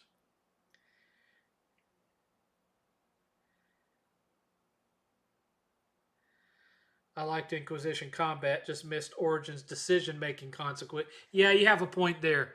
The decision starting with Inquisition, it felt like the decisions you made didn't really change that much. And let's be honest, they were talk. You had the usual grifters woke when the game came out. It wasn't any more or less woke than Inquisition was. I mean, you've always had the option in BioWare games to have gay characters.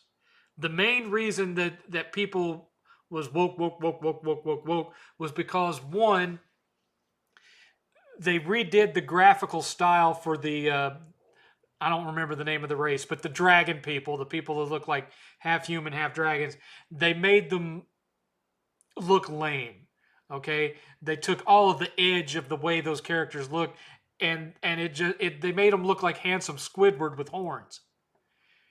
That character in the game, whose name I don't even remember their name, looked like handsome Squidward with boobs and horns, and did this whole thing about I'm non-binary. No one in a fantasy world would ever use the word non-binary. And no character in a fantasy world would ever tell you what their preferred pronouns are. So yes, that was a woke problem. But then again, you have the option to just not do that person's character progression quests. And so then you will never hear that out of their mouth. So it's still up to you. It's optional quests that takes place in. So you have the choice of putting up with it or ignoring it. Yeah, the Quinari. You have the choice of putting up with it or ignoring it. So they still made like a big deal out of nothing. They made it sound like all of this happened in a mainline quest. It doesn't. But that being said, it is stupid for it to be there. Because this is supposed to be... It's just as stupid as what they've been putting into Dungeons and Dragons. I have friends that are in wheelchairs. I have friends that are in wheelchairs that play Dungeons and Dragons.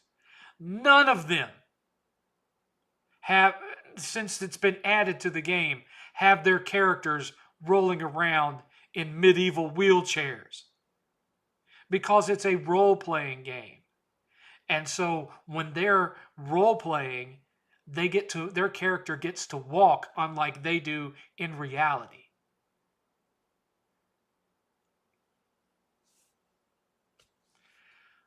And most of the people that have campaigned for that so hard are not people in wheelchairs.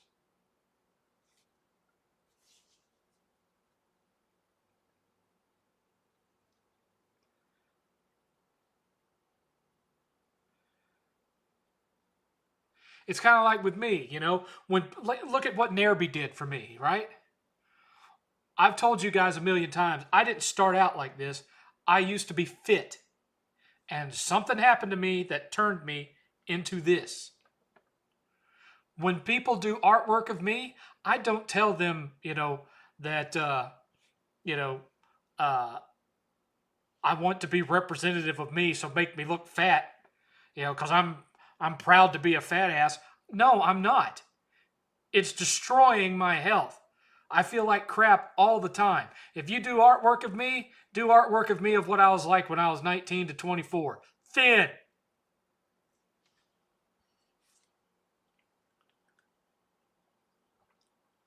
Hate that crap.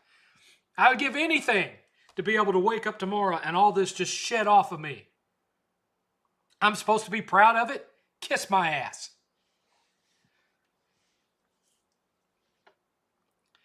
People are freaking ridiculous.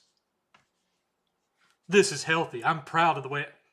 No, you're lazy and you don't want to do anything about it. You don't want to go to your doctor and get on the proper medication to get it fixed. You don't want to do the exercise that gets it fixed. You don't want to stop eating the stuff that you're stuffing into your face to get it fixed. You don't want to go take the route that Boogie did and have surgery to get it fixed. You don't want to do anything to fix it, so you want everyone else to just pretend it's perfectly all right to be that way, and it's not. You're slowly self-deleting is what you're doing, and asking everybody in the world to be okay with that.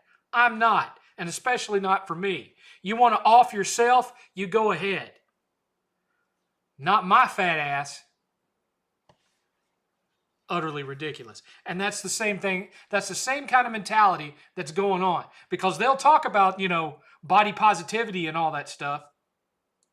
They'll talk about body positivity and all that. The people that are talking about that stuff, most of them are not like, they're like healthy people. And we have to be a champion for and let everybody know that it's perfectly okay to be like this, blah, blah, blah. But if that person goes on Ozempic and loses 100 pounds and suddenly they're bikini ready, then those people that were singing their praises turn on them. Because women have an issue with other women being attractive as they are. So they'll be your ally as long as, you're the ugly wingman that makes them look better. Am I wrong? I don't think I am. And I'm getting into a little bit of politics that normally I avoid, but come on.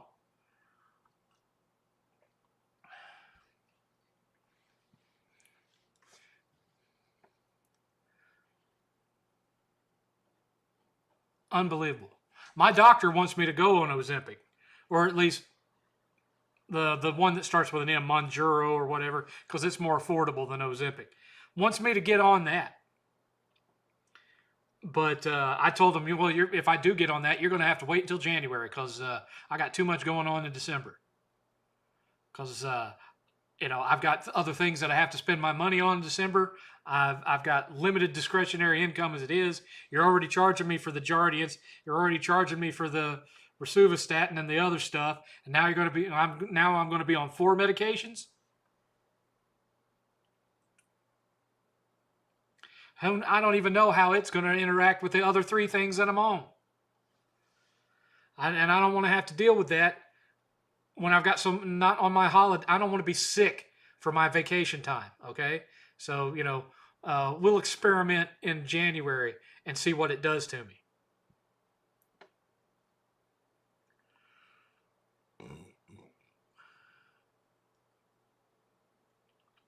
Seventh ain't going to be ripped in 2026. Because if I lose all that weight, you know what all this is going to turn into? Loose, flabby skin hanging around everywhere. I mean, it's already happened with the weight loss that I've managed, because I've lost like 60 pounds from where I was at my peak. But I mean, all you have to do is look. This is what my whole body's going to be like if I lose the remaining 160 pounds that I want to lose. My whole body's going to turn into this. And I got news for you. I don't have money for the surgery to cut all of this off. So I'm literally going to turn into like what Fat Bastard looked like after he lost all of his weight. I'm going to have all of this hanging down, and I'm going to have all this hanging down. I'm going to look like Clayface, slowly losing his current mold and turning back into the Blob. That's what I'm going to look like when I lose all this weight.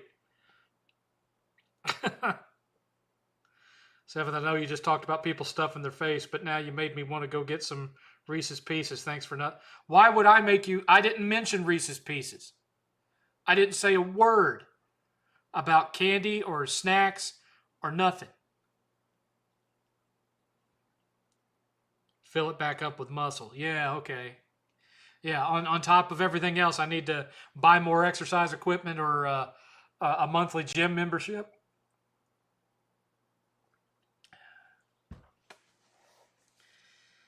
Oh, man, that's bugging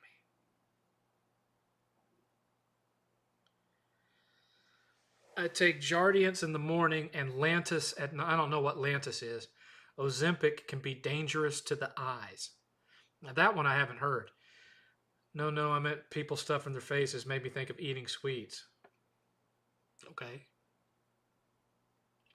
Yeah, I hadn't heard about Ozempic being dangerous to the eyes, but here's the thing, uh, Catholic. Diabetes is already dangerous to the eyes. It can cause glaucoma and other things. So, you know, I hardly see how Ozempic could actually make it worse. Yeah, as it stands, I already have like this really bad astigmatism that causes me to wear these. Where I'm neither nearsighted nor farsighted. I'm a weird combination of both, and on top of that, ultra sensitive to light. So my vision is already effed up. The only way Ozempic could make my vision any worse is if it made me totally blind.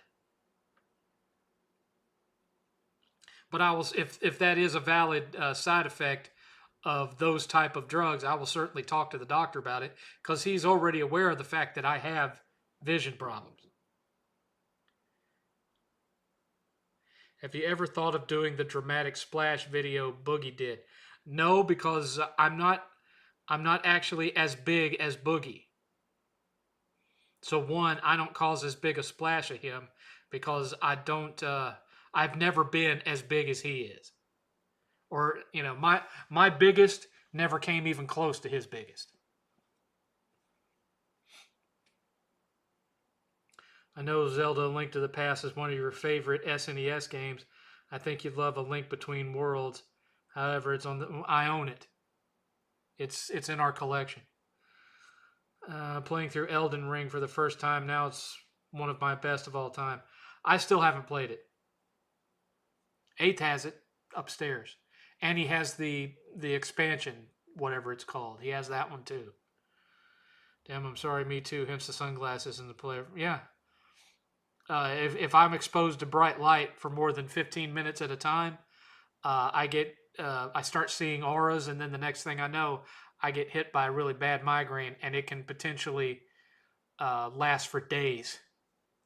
So it was either surgery or this. Yeah, I don't like driving at night, but I didn't like driving at night before I had these. I didn't like driving at night before these because I had problems. Before I even developed this eye condition, I had problems with there being constant halos around the headlights of cars coming towards me that would mess with my vision real bad. Thoughts on Hollow Knight Silksong? Haven't played it yet. I've played the original Hollow Knight, but I haven't played the second one because I don't have $20 to spend on it. I have diabetic retinopathy. Sitting here watching you with one eye because I just had my retina cord reattached this last week. Will regain vision in 3 weeks. I'm not that bad off. I'm type 2, but I'm barely type 2. I'm if on this side you're normal and if on this side you're diabetic, I'm like right here. I'm just barely over the line.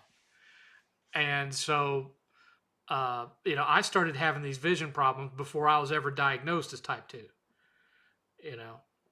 I started having these vision problems after I spent 3 straight years on third shift sitting in a dark room staring at monitors. And it got to where I wasn't comfortable anymore being in anything but a dark room. Because when I went out into the light, it just killed me. It had nothing to do with diabetes. And, the last ophthalmologist I went to, when they looked in my eye with that machine or whatever, where they could see the veins in your eyeball and whatnot, said that the vein structure in my eyeball was unlike any other vein structure he had ever seen. Said it's beautiful to look at, but it's very odd, without going into details of what he meant by that. But, I've never had issues with detached retina or any of that kind of thing. I have I have the little part of drifters every now and again, but that's about it.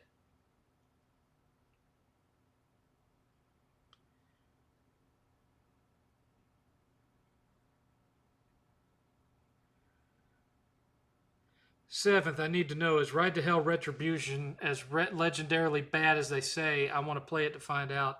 I'm morbidly curious. I have it for PS3. I don't have it for Xbox 360. And yes, it is every bit as bad as people say it is. It is horrible. Horrible, almost borderline unplayable. Just, it's one that you play with your friends to point and laugh at it. Seventh, do you get the migraines where your migraine intensifies if you stand up? It doesn't intensify if I stand up, but I get vertigo if I stand up. You know, it makes it feel like the room is spinning.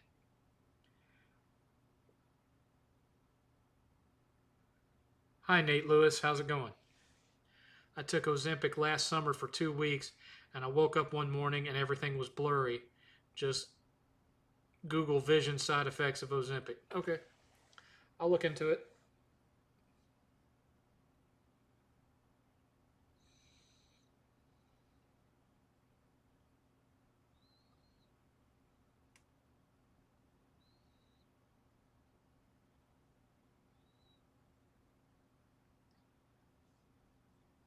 I will read up. I'll talk to the doctor about it. He was wanting me to get an updated eye exam anyway. And that may be why. So, I'll do the eye referral after the first of the year and we'll figure out what we're going to figure out there.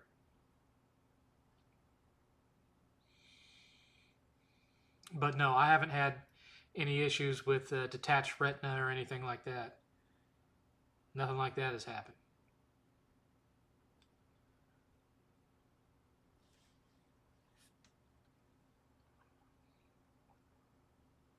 Like I said, I am barely type 2. If this was 10 years ago, I wouldn't even be considered type 2. I'd still be considered pre-diabetic. That's how borderline I am. No, I don't play Hell Divers 2. I'm just not that big into the whole co-op online shooter stuff. I haven't been into that stuff in over 20 years. The last time I put any serious time into that kind of a game was Unreal Tournament 2004. And that's when I got tired of it. I mean, I did play a little bit of Unreal Tournament 3 on PS3, but that was it. And even then, I just kind of dabbled in it to see, what all had changed since the last time. I suffer from migraines that start at the back of my skull where it meets my spine and slowly intensifies. Yeah, no, mine's right in the middle of my head. It's like right in the middle, behind my eyes, is where I get mine.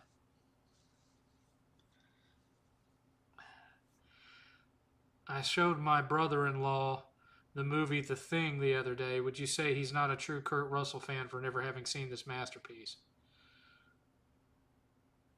I don't know. I guess not.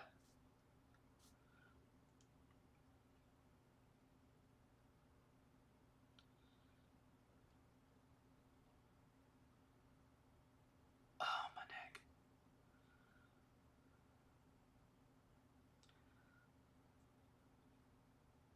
Now, I will say this, Catholic cowboy. Every now and again, I will wake up and my vision is a little bit blurry.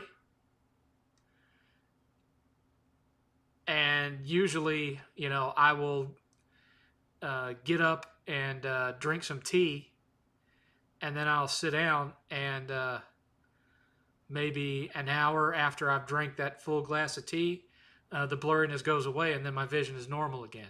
So I don't know if that's just a matter of the Jardiance is dehydrating me overnight, and so that's somehow messing with my vision and making my vision blurry. I don't know.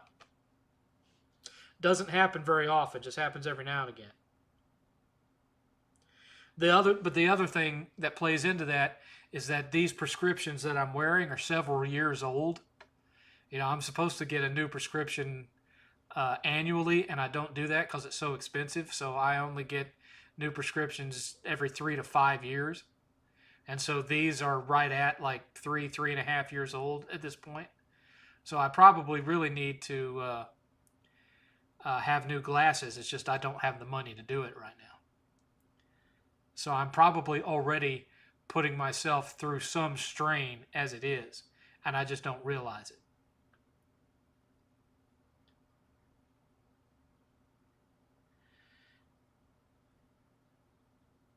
If Nintendo asked you which forgotten franchise should get a sequel, which would you pick? A Nintendo franchise that needs a sequel. Pro Wrestling. My favorite black box game.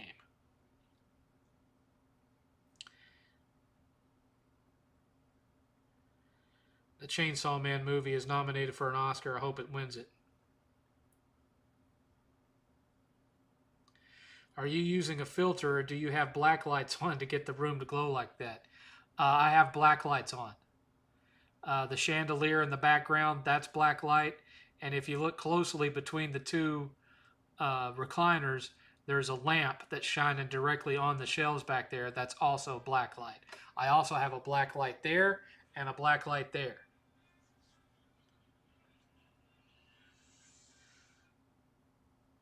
I have dry eyes for very long periods of time. Well, you might not be hydrating properly. F-Zero, I've heard a lot of people complain about there not having been a new F-Zero, so I get that. I get that.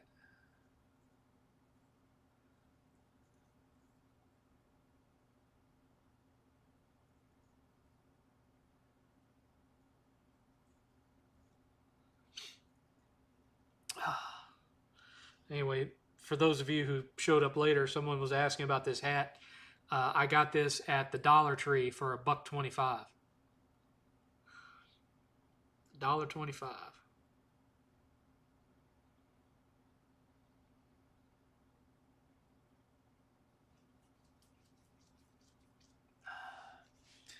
Oh, well, we're thinking of it.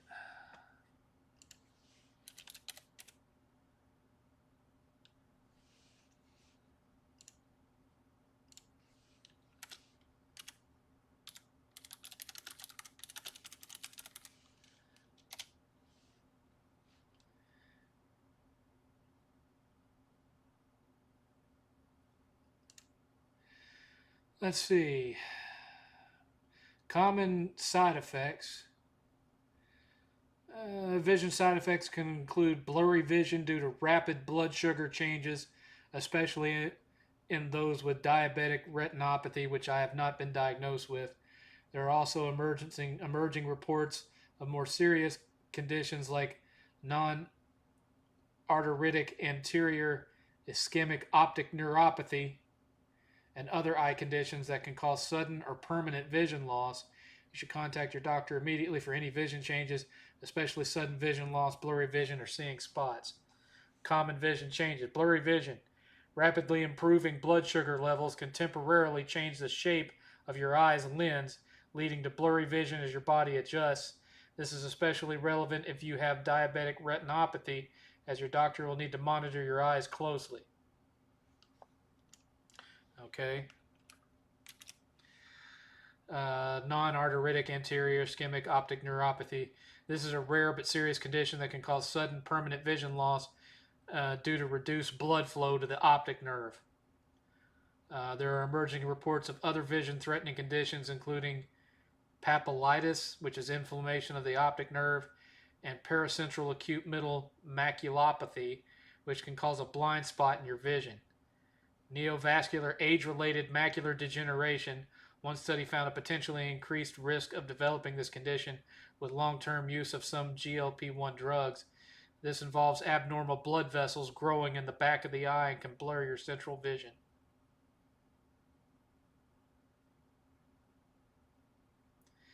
And I guess that's why he wants me to go have a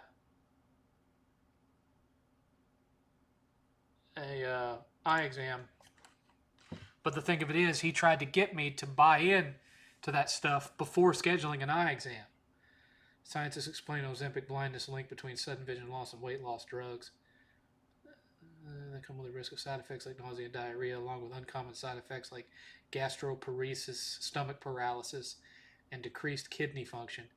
However, new research suggests a link between weight loss drugs and blindness and other eye issues, leading some to refer to the issue as Ozempic blindness.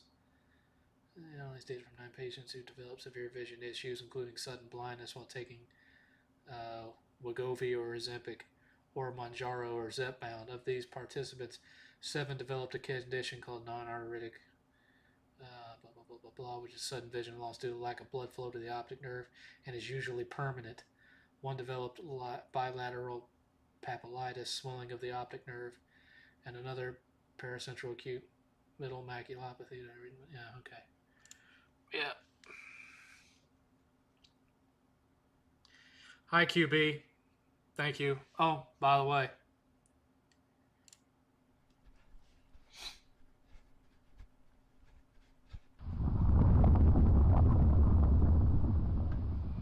One hour remaining. 1 hour remaining. We are still $36 short of the $50 extension.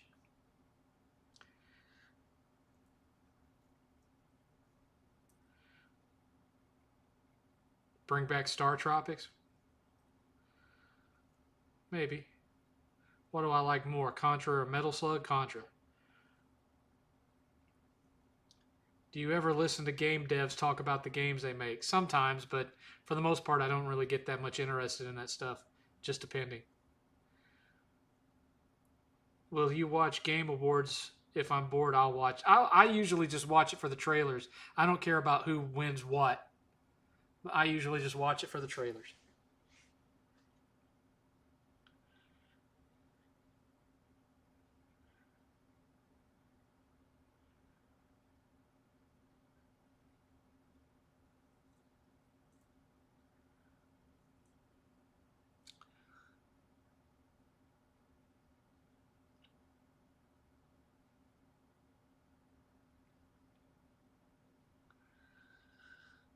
Video game tropes I hate. Eating food regains your health, which is untrue. The way video games make it seem like you can instantly heal from eating a cheeseburger or for a bullet wound. Yeah, I'm on metformin and duloxetine. I don't know what duloxetine is.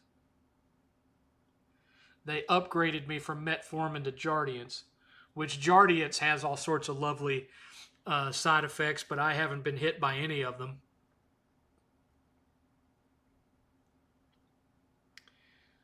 Hopefully, Witcher 4 is good. We'll see. 7th, when was the last time that Shadow Deist gaming fella came in here? I don't know. Couldn't tell you. Don't remember. I don't know what duloxetine is. I haven't heard of that one. I used to be on metformin, and they upgraded me to Jardiance.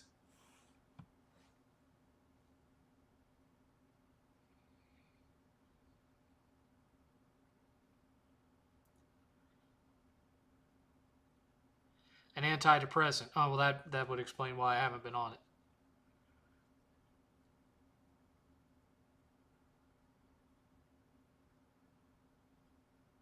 Since that Blue Point multiplayer God of War game was canceled, maybe they will turn assets to God of War 1 remake.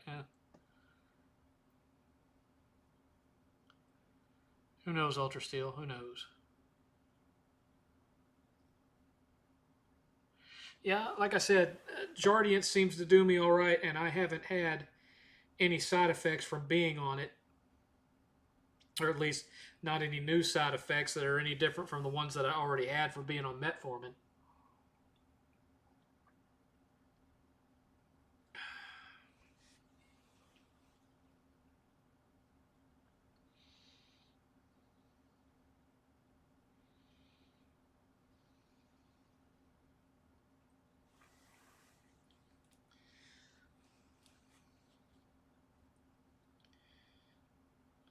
Where'd my phone go? Oh. there it is. Free views. What are you talking about, free views? Oh, trolls? Yeah, I guess so. I guess so.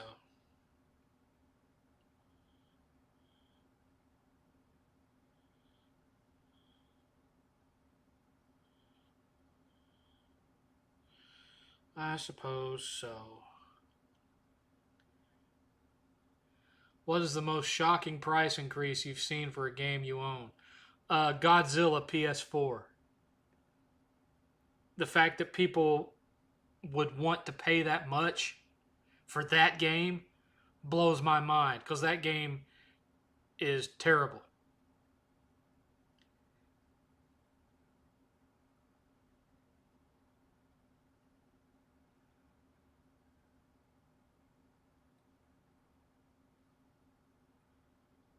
Are you going to give the new Shinobi a go? I already have the new Shinobi. I have another video planned that one is probably going to go up Tuesday.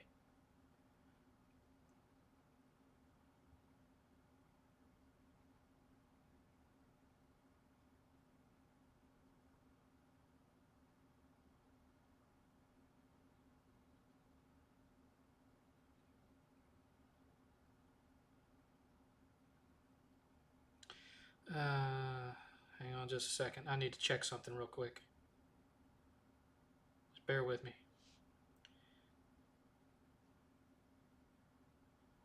Ah, piece of crap. Work with me, people.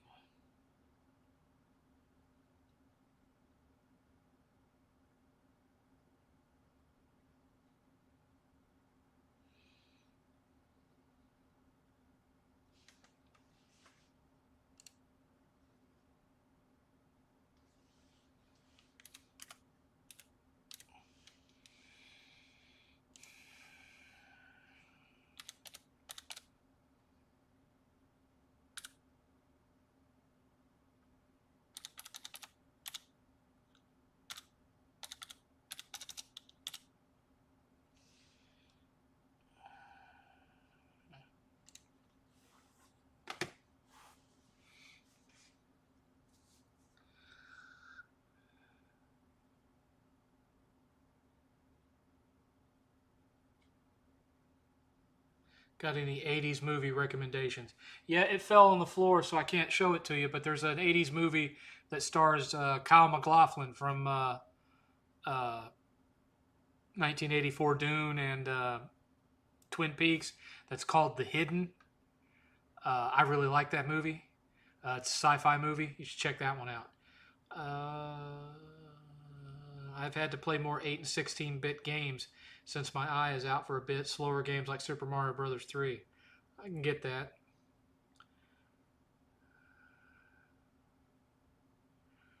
What's the best Contra in your opinion? 8-bit, the first one. 16-bit, Contra 3. However, Contra Hardcore is way more challenging. Heard soon we'll be able to play PS3 games native, so you can buy them separately, like Sly 4 or Uncharted. Uh, I don't think when Sony says play PS3 games natively, I don't believe that means what I think play natively means. I think that means that you'll be able to go onto the PlayStation Store and buy digital versions of certain PS3 games.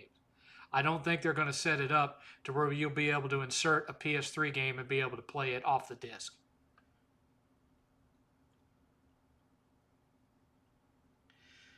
The Uncharted level in Astrobot made me realize I missed playing the Uncharted games, and Astrobot's a masterpiece. Well, I mean, you can buy the Nathan Drake collection for PS4, and I think it's enhanced for PS5 so you could do that. I don't really care about Uncharted 4 or Uncharted whatever it's called with the two girls in it. I'm excited for Little Samson to get ported. I know it's old news, but it'll be my first time playing it. I've played a ROM of it. It's okay. National Christmas Vacation Time. Yeah, that one's definitely on my list. What kind of glitches make you laugh? The one that always gets me is the fall through the floor and indefinitely float down into the ether while you look up at the map getting farther and farther away. That's usually my favorite glitch. Do you have the Atari collection that's come out? No. If so, would you agree that the controls don't translate well to a modern controller? I don't have it. I don't have it. I do have the Atari 2600 slash 7800 module pre-ordered for the Polymega, but it's not supposed to arrive till sometime next year now. It got delayed. What are some NES games you're still missing for your collection? Well, my collection is about 480, and there's over 700, so there's still over 200 that I'm missing. But some of the ones that I'm missing would include RoboCop 2, RoboCop 3, Darkman, Captain America and the Avengers, Mighty Final Fight, Panic Restaurant, of course, Little Samson, of course. But there's a lot of them that are in like the $15 to $300 range that I don't have. Crash 4 is okay. Do you beat every game before you review it? Depends on the game. It depends on the game. Like, for example, I hated Lost Soul Aside so much, I only lasted about 2 hours into it. Do you like the Polar Express? Yeah.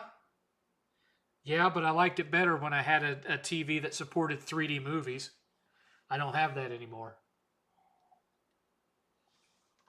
I still have the 3D Blu-ray sitting on my shelf back there, but I no longer have a TV that does 3D. So some games are too unbearable to beat. Yeah, you're not wrong. I imagine several in this stack are going to be too unbearable for me to beat. One type of glitch I find hilarious is cartridge tilting, where character models spaz out and their body gets deformed or stretched. Well, that's not something that happens just on games that are on cartridge, so I'm not sure why you would call it cartridge tilting. That kind of thing happens in almost every Ubisoft game. Yes, I knew Crap Gamer is still around. Crap Gamer is a fan of whichever console gets him the most views, period.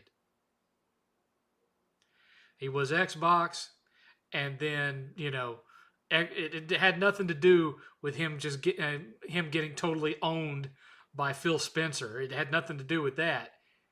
It was that PlayStation was getting more views during the last 2 generations. So he switched over to what was going to get him the most views.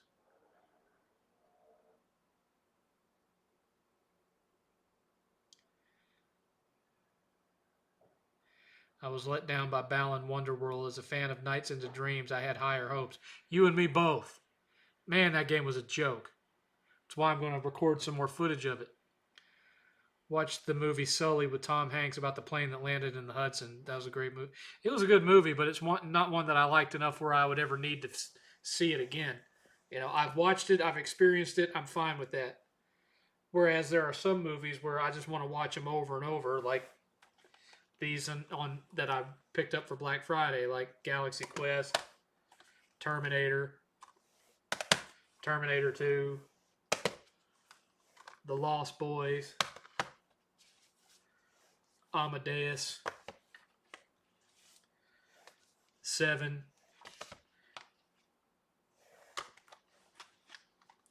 Daryl, and of course my beloved Exorcist 3.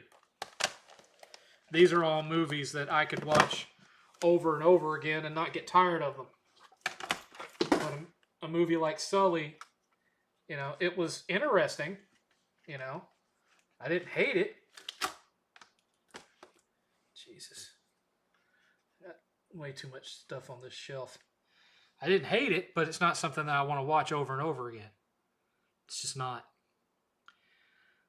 I went back to catch up. I don't blame you for not uploading frequently. The soul of gaming has been sucked dry, and these new fanboys are just mouthpieces of one guy like some sort of hive mind. Well, I mean, there's always been some element of that since YouTube started. I mean, that's how I got my start, was in console warring, console war trolling. That's how I got my start. But as you well know from going through all of the member only archived videos that you've been able to watch, which reminds me, there are still several people who have signed up as members of this channel who have not sent me their Discord accounts so that I can add them to the Discord, such as Max88. I was able to add others, but some of y'all have not sent me your IDs for the Discord, so I haven't been able to add you. And so it's, rather dead in there. That and the fact that, only so far only 8 people have signed up. So, I mean, even if everybody got me their Discord ID, there'd only be, 9 or 10 people in there, including me and 8th. So, we need some more humans in there. So, membership to this channel is really cheap. 99 cents gets you access to the Discord and gets your name in the credits during the ends of new videos. I'm not going to retroactively go back through the old ones and add you, but you'll get in the new ones. And the other option is $2.99, and that also gets you access to member-only shorts and member-only a whole archive of member-only videos, which includes all of my old Trey Brotherhood videos that still exist. There's about 40 or 50 of them in there.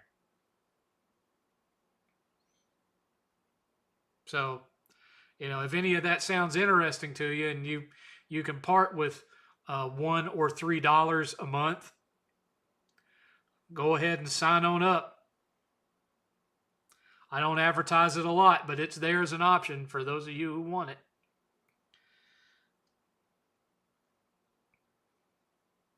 Nothing like good old 80s classics. You're not wrong. They should turn abandoned malls into retirement homes where Gen X can go and retire. What do you think of that idea? I think you've already mentioned it a couple of times, and it's something that's I've seen at least 3 times on X. For Xmas, hopefully I'll check out Ghost of Yote. I haven't played it yet. I have it, but I haven't played it. 8th already 100%ed it. When you put a video game character next to a wall and control the camera to where you can see the inside, their head behind their face. Yeah.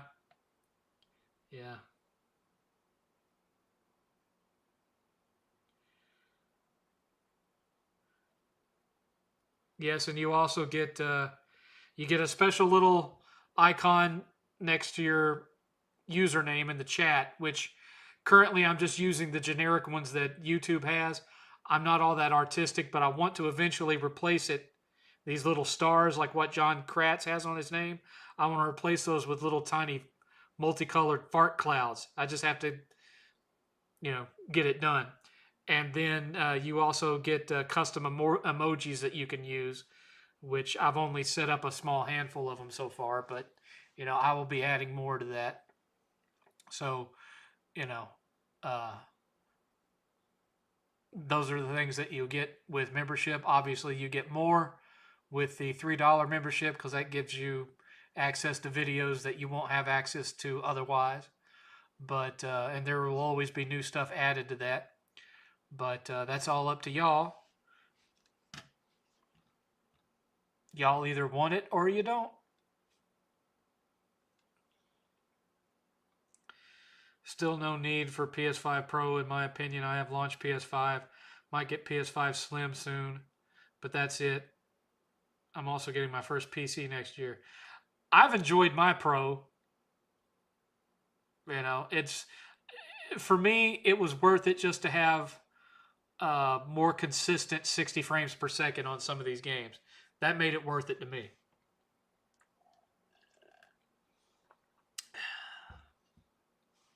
I don't really care about ray tracing or any of that stuff. All I care about is frame rate. Have you ever bought any games from Limited Run? I have several from Limited Run.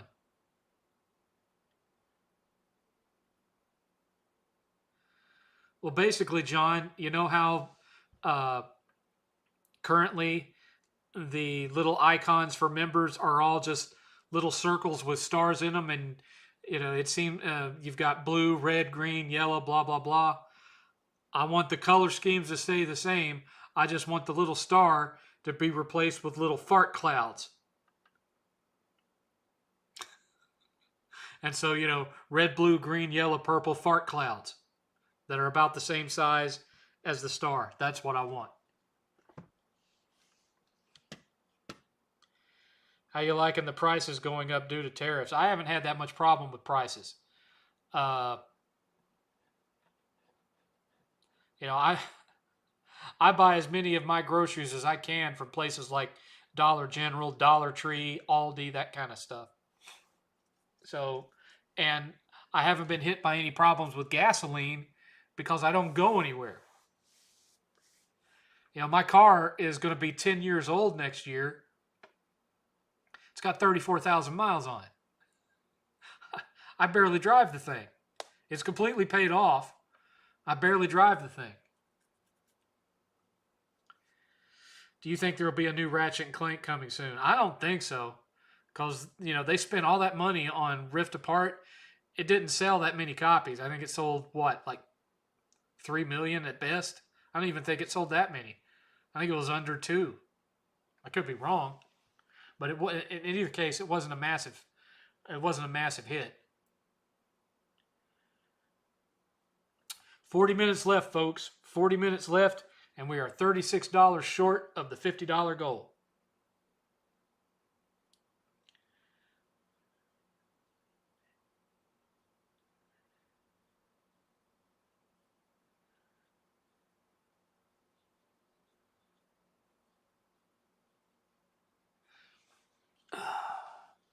And by the way, if you do sign up for a membership, I do include that in the total for the night. So, if you signed up to be a 99-cent member tonight, then, I add $1 to the overall donation total. I don't do that for every week, but on the night that you sign up, I do. I'm 39 years of age, and I STG that there are characters that Astrobot has reference to that either I don't know or barely remember that makes me want to look up or gives me a slight nostalgia. But yeah, there's tons of stuff to that game. You could spend hours looking all of it up if you're not familiar with them. I ran into a lot of glitches and Ripped Apart. I didn't run into any.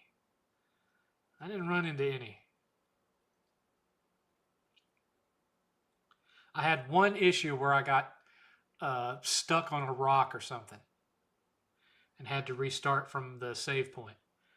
Are there any new big 7th level videos coming soon?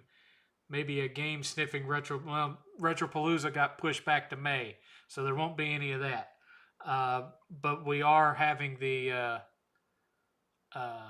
You're going to be getting 12 straight days of Don't Buy This Shit videos, DBTS, called the 12 Shits of Christmas. That'll be starting on December 14th and running through Christmas Day. Could Team Asobi make a Sly game? I'm sure they could, but would we want them to, as opposed to just making more Astrobot? Thoughts on Star Trek? I was thinking of checking out Voyager. Should I skip it? Voyager was okay. I was not really a fan of Voyager or Deep Space Nine or Enterprise. I liked The Next Generation, and that was pretty much it. The rest of them, I would watch it because there wasn't anything else to watch, but that was as far as it went for me. And don't even get me started on Discovery. God, it's awful. There are aspects of Strange New Worlds that I like, but it also relies too much on gimmick episodes. Way too much on comedy gimmick episodes.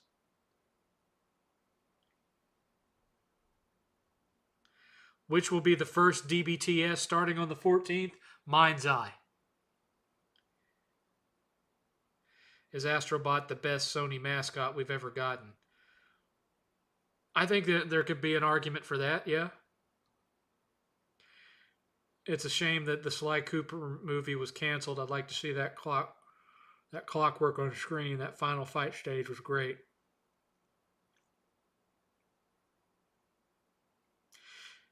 Well, I guess that was because the Heavenly Sword movie didn't do worth a crap. Because both of those movies got greenlit at the same time, and Heavenly Sword was trash. It was literally just the cutscenes of the game, really. So I guess that's what that and the fact that the Ratchet and Clank movie didn't exactly set the world on fire at the box office is what made Sony put the brakes on that one. Something about this generation of game consoles wasn't as exciting as the previous generation. That would be one, price, and two, what I've been saying for years, that the closer these games get to photorealism, the less of a leap you're going to see visually from one generation to the next. The games that we're looking at really, if you're being honest, don't look that different from what was on PS4. It's just they have more effects and more stable frame rate. Way too many games on PS4 were 30 frames per second.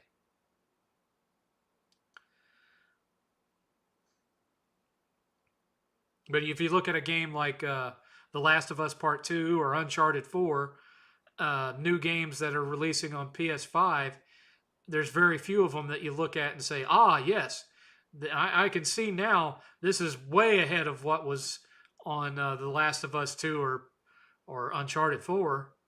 You won't see that. You'll just see better stable frame rate and more effects, like ray tracing and things like that.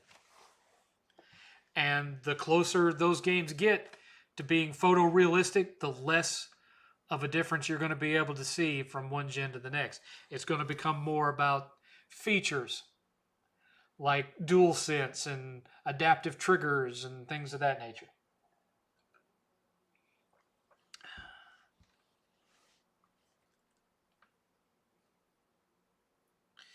The original series is good, but you're just going to have to ignore the crappy special effects, kind of like the older series of Red Dwarf.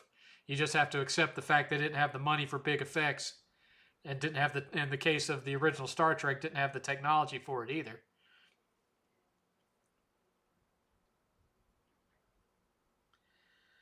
My video game console paper trail goes NES, SNES, N64, PS1, PS2, Wii, 360, PS3, PS4, currently PS5. What is yours? Mine goes Radio Shack Pong, Fairchild Channel F, 2600, Magnavox Odyssey 2, ColecoVision, NES, Genesis, SNES, Sega Saturn, PS1, N64, Dreamcast, PS2, Xbox and GameCube, PS3, Wii, Xbox 360, Wii U, PS4, Xbox One, Switch, Xbox One X, PS4 Pro, PS5, Series X, PS5 Pro. Mine's a little bit longer than yours. What do you predict the PS6 is going to be like? Will it be a hybrid like the Switch? I don't think it'll be a hybrid. I think that it'll have a handheld option.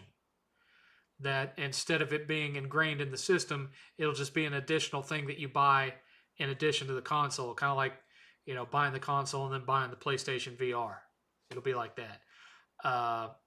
I think that they'll still have a physical disc drive that will be optional. They may end up eliminating that depending on how the rest of this generation goes. But the games that they release physically will be released in smaller numbers. and there may be a price discrepancy.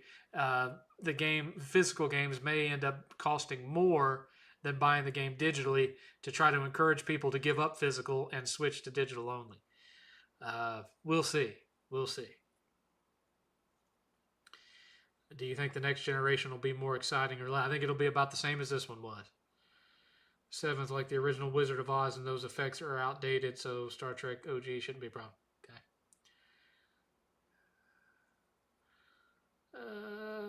Now, those aren't the only consoles I've ever owned, but I went back and bought older consoles once I started collecting. Like, went back around and got a 5200, which I no longer have, 7800, Vectrex, TurboGrafx 16, Jaguar. I own way more than what I was saying, but historically, that's the route that I took, not including old consoles that I went back and purchased after the fact as part of adding to my collection. Now that Billy is gone, which game chaser are you closest to? Billy was the only one of them that I'm super close with. I'm good friends with Jay. I'm good friends with Chris. I would say I'm a friendly acquaintance with Melvor. I haven't gotten to hang out with Melvor that much. Same thing with the Dongo. Same thing with Tim. I would say that I'm good friends with Rob. Not close like I was with Billy, but good friends. I saw PSVR 2 for $350 with that Horizon game. Is it worth it? I personally don't feel that PSVR 2 has been worth it because the library for it, the games that they have ported over to it, haven't been that big. They barely made anything first party for it, and there hasn't been this huge rush of third party developers porting their games to it either. So, I mean, it has a decent library, but it could be a lot bigger compared to the other headsets out there. Did you like Captain Caveman, the cartoon? I have the whole thing on DVD back there. My friends always had the Sega devices. I think I had a Genesis, which I accidentally left out, but nothing else. I never had the Master System, not until I became an adult and started collecting. There was a period where I wasn't doing much of anything console-wise after the ColecoVision, which the ColecoVision was a hand-me-down because I switched to IBM compatible with my stunningly awesome Tandy 1000EX. And so for a while there, those were the only games I was playing. And then my cousin got a Nintendo, an NES, and brought it to the house. And then, I started cutting grass to earn the money to get my own NES.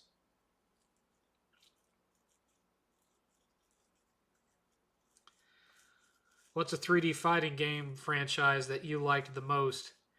Even though I know you don't like fighting games. Soul Calibur. Soul Calibur.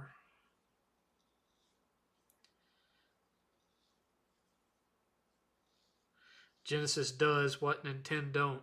And then you had Nintendo fans at school that would say, Nintendo is what Genesis isn't. In reply. Have you ever been homeless? No. My PS2 came from a roommate. Don't know what to do with it. Didn't know what to do with it at first. Well, I mean, you could have at least watched DVDs on it. Zelda movie looks promising. We shall see. I'm glad Illumination isn't doing a Zelda. Yeah. 7th, did you ever see Jabberjaw? Yes, that's one of the ones I watched as a kid, but I don't have that one on DVD.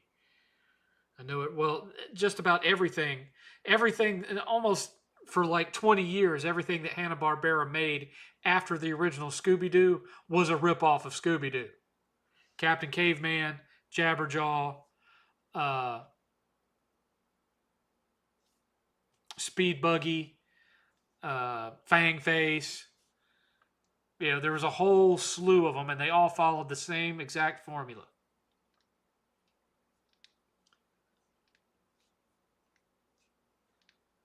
I didn't have the GameCube Soul Calibur 2. I had the PS2 one with, who was it? Was it Darth Vader? Or was the other? Was it Darth Vader or Yoda? No, Xbox got Yoda, and I think PS2 got Darth Vader. I think. Don't remember. Don't remember. It's been too long. It's been too long. But I think it was Darth Vader. Oh, we have 26 minutes left, folks. 26 minutes left, and we are $36 short. Five Nights at Freddy 2 movie could be decent. I mean, the first one was watchable, but that's about the most I can say for it.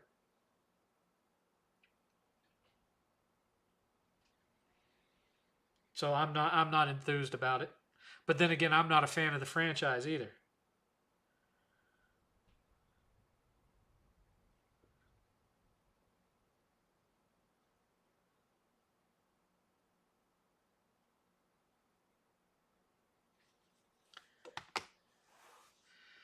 I didn't know Captain Caveman copied Scooby. Well, yeah. You have the goofy character with three females in a van driving around solving mysteries. I mean, it's not rocket science there, Ultra Steel. Did you ever see Yogi? Well, of course I saw Yogi Bear. Yogi Bear used to be one of my favorite Christmas specials when I was a kid. In fact, they had two of them, if I remember right. If you want to really have your mind blown with all that stuff, Ultra Steel, go look up a show called Laugh Olympics. LAFF Olympics. It has all of them in it in one show. I got a Turbo Graphics recently with Bonk's Adventure, Alien Crush, and Keith Courage. Keith Courage is but the other two games are good. I still need to watch it. I didn't enjoy the games. I'm not sure what you're replying to there. I think it's going to be fun. You should watch Ghostbusters Twin. Oh, no. Flintstone Scrooge movie. Yeah, I remember that one. I'm a newly divorced man at 38. Just moved into my own place. Any tips for dealing with this newfound freedom? Yeah, stay indoors for a while.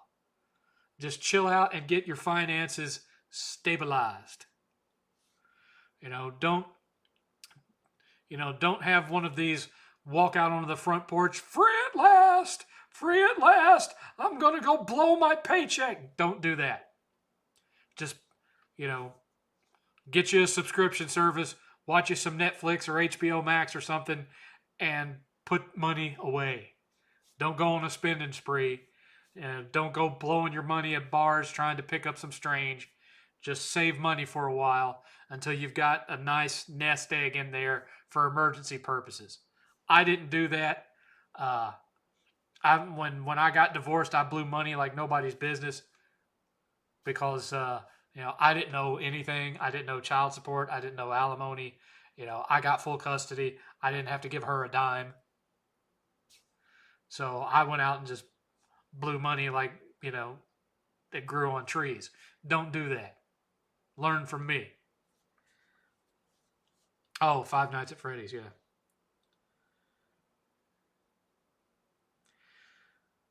My story of the 7th gen might be a familiar one. Had a Wii, then realized it was underpowered compared to the other choices. Got a 360 because it was cheaper than the PS3. Yeah, that didn't happen with me.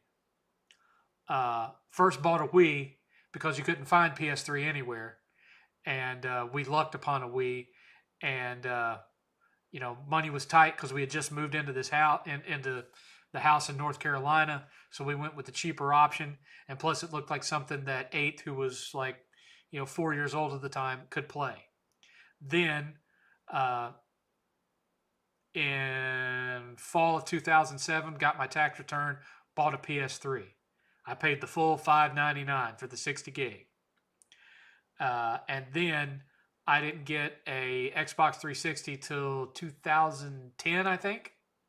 And that was the only reason I bought one initially, was so I would be able to review games for it.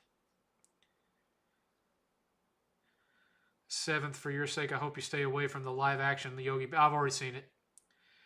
That's good advice. I'm definitely stressing all these new bills I'm about to have.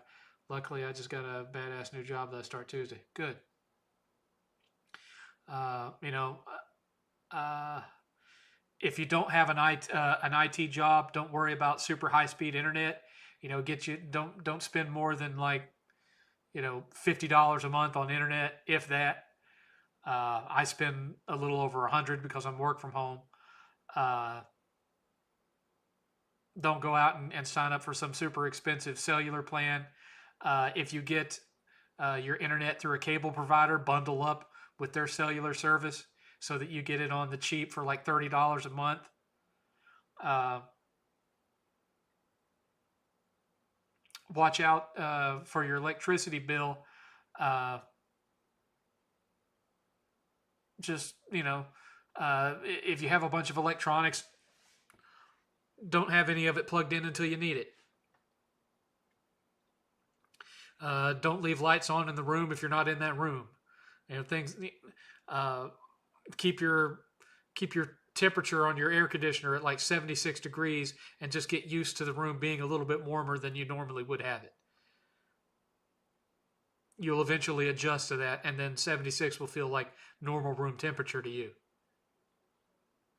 Just little things like that. Don't go driving around a whole lot uh, if it's not somewhere that you absolutely have to be. Save on your gas.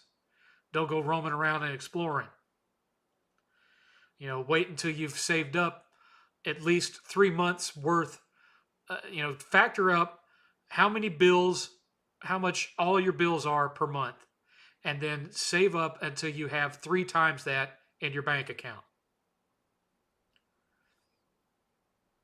That way, if something happens at your job, you can pay your bills for 3 months while you look for something else. I'm to the point now where it would take me forever to do that because my monthly bills are like over 4,000 a month.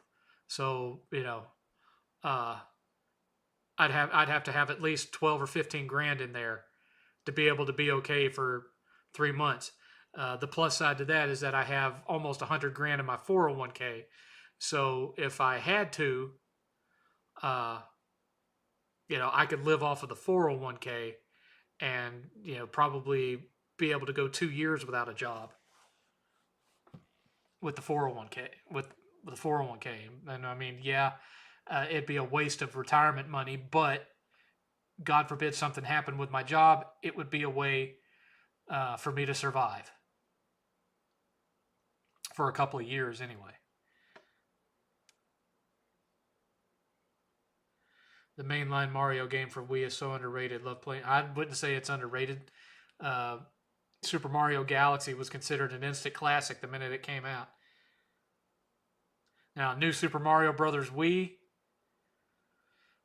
they were all right, but I didn't feel that either it or the one for Wii U were anywhere as good as like Mario World, for example. Now we have Wonder, but I haven't even played Wonder yet. Nintendo is charging $70 for the mainline Mario games that came. Yeah, I heard about that.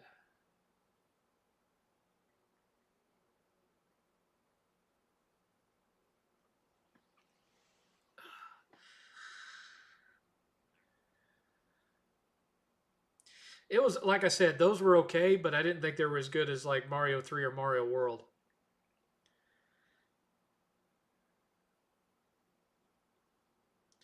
Anyway, we're down to the last 15 minutes or so.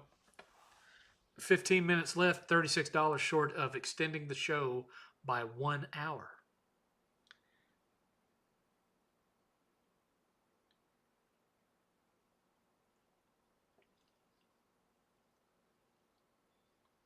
Ugh.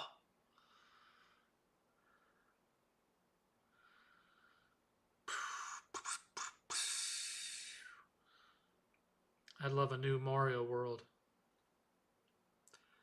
And we'll see. You never know what they might pull out. Never know. Never know.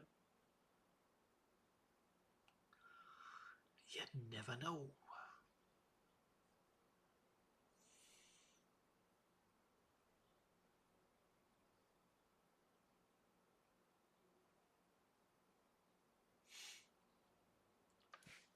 Ow.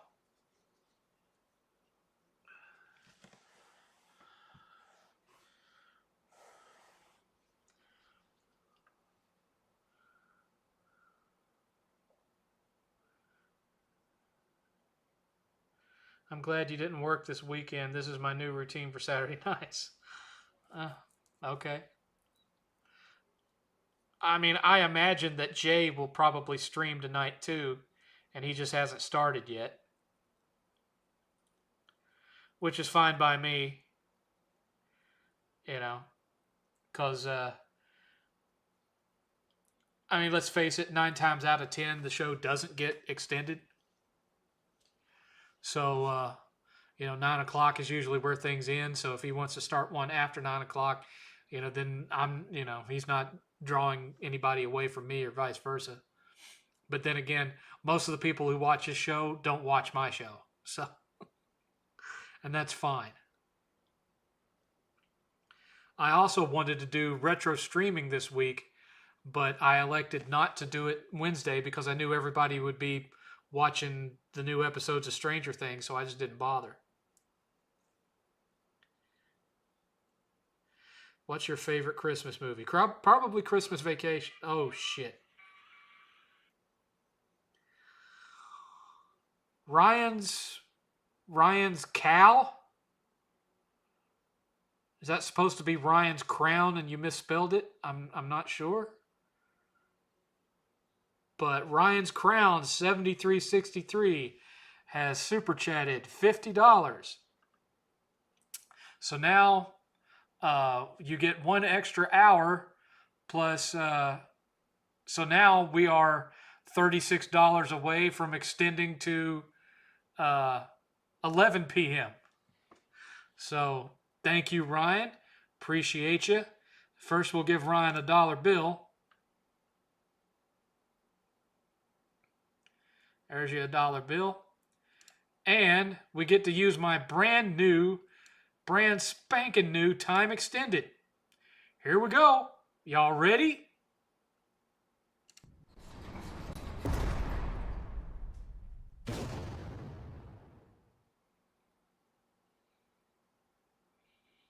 Time extended.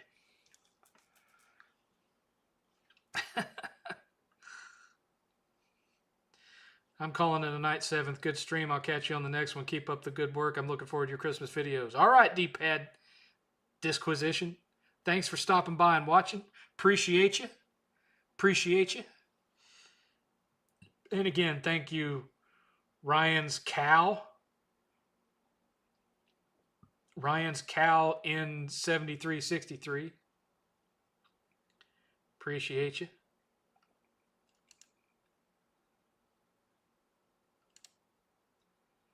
It's me, Max88.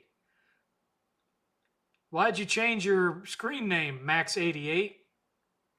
That one's a lot harder to remember. And by the way, Max88, you need to give me your Discord because you're a member. I need to know your Discord ID so I can add you to the Discord. You need to message me and let me know what it is.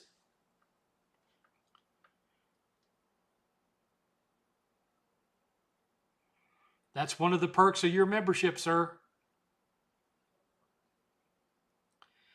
Ain't a whole lot of people using it right now because honestly, there ain't a whole lot of people in there. So, the more the merrier. Initially, I was going to make it to where only the people that get the $2.99 membership get the Discord, but I'm thinking about making it to where even just the people that are 99 cents can get it, just so there be more people in there talking. Because right now, there ain't that many people in there talking. YouTube reverted everyone's name to their YouTube handle, so everyone's name is whacked. Ah. I think you can still go in and alter that, though. Mine still shows up as 7th level reviews. I can't use the 7th level because some channel that only has 2 subscribers uses that, so I'm not able to use it.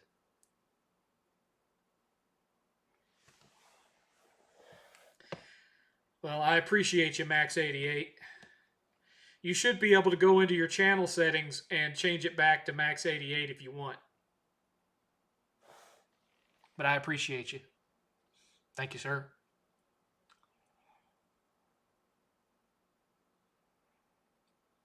That puts us at a total of $64 for the night. So we are 36 away from having to stay till 11 o'clock. But currently, we will be staying for the next 1 hour and 10 minutes. So be thinking of what y'all want to ask. Let's keep this conversation going. With my Dollar Tree Christmas hat.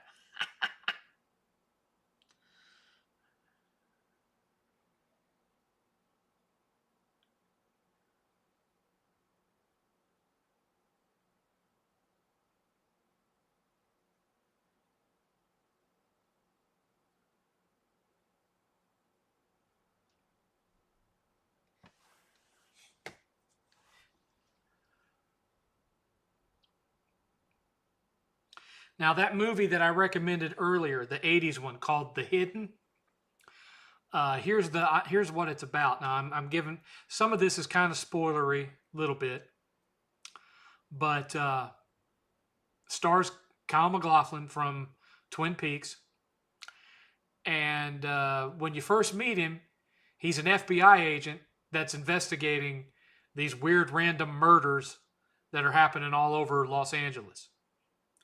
What you find out is that he's not really an FBI agent. He's an alien. And he's on Earth tracking an alien that can take over the bodies of other people and steer them around. And so he takes over a person's body, goes and commits all these awful crimes for the fun of it. And then when the cops shoot him, he just jumps into another body and keeps on doing it. And that's why they haven't been able to solve it, because it seems to be someone else copycatting the crimes and whatnot. So it's, dude from Twin Peaks, but he's an alien and he's tracking basically like an alien thrill killer. It's a fun movie. And surprisingly, not that many people in my circles have heard of it. I'm not sure why. It's a great little movie. You should review Ghostbusters 2016. Well, I haven't, I've had people say we want to see you do movie reviews, but you have to be really careful with movie reviews because of how easy it is to get copyright struck for using their footage. I've seen people get copyright struck using footage from the trailer. So that's why I haven't really done that many movie reviews, is because, game companies want reviews and gameplay footage up there to promote their game. But movie studios, not so much. Not so much.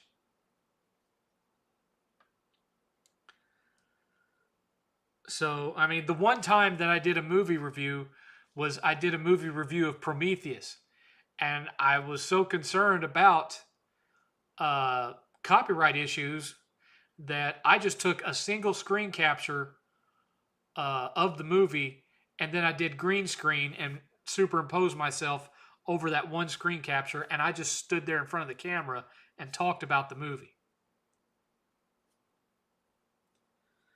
So, I'm not that's the whole reason why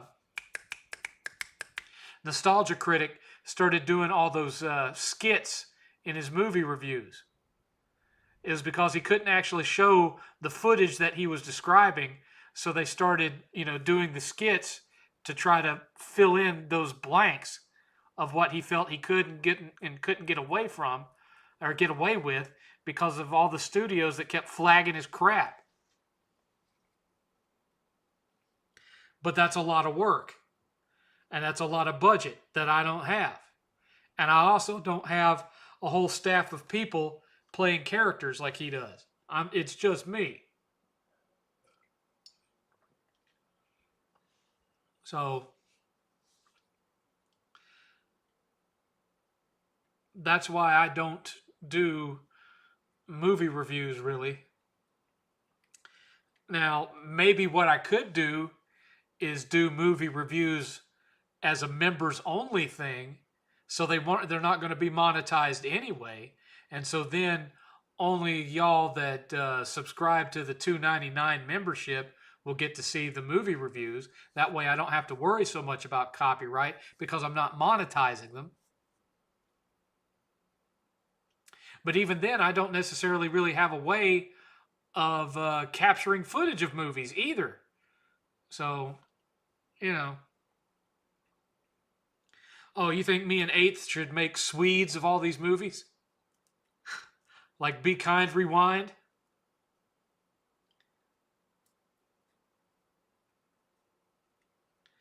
I think Little Platoon does stupid things like putting Jar Jars in front of certain scenes to cover them up.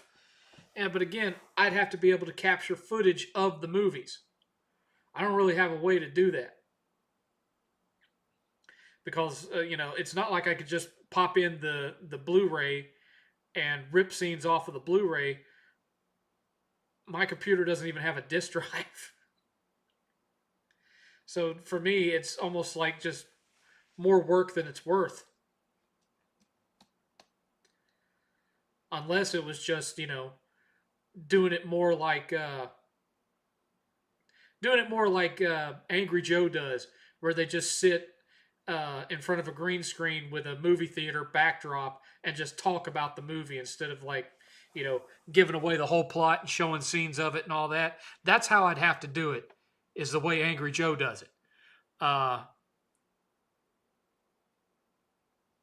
That's the only way that I could get away with doing it and monetize it. Otherwise, I'd have to do it as a members only thing.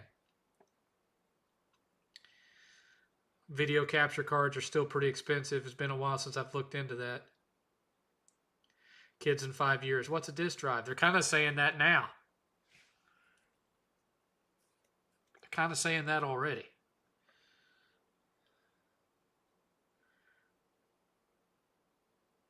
The current potato computer I'm using has a disk drive. Wow.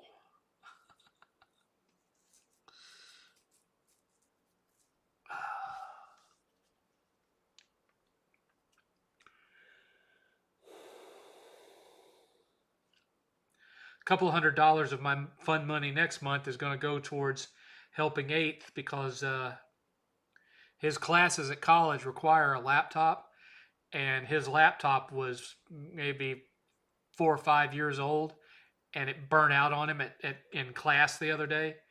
So he needs a new laptop, and so the only other thing he might be getting for Christmas, aside from what I've already purchased for him, is $200 towards his new laptop that he needs to buy.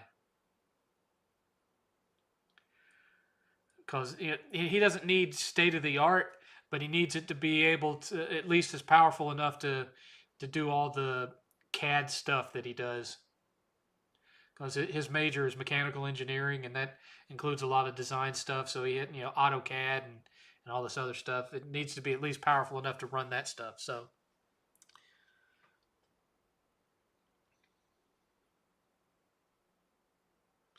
How's the tech specs looking for what college? Well, that depends on your major, really.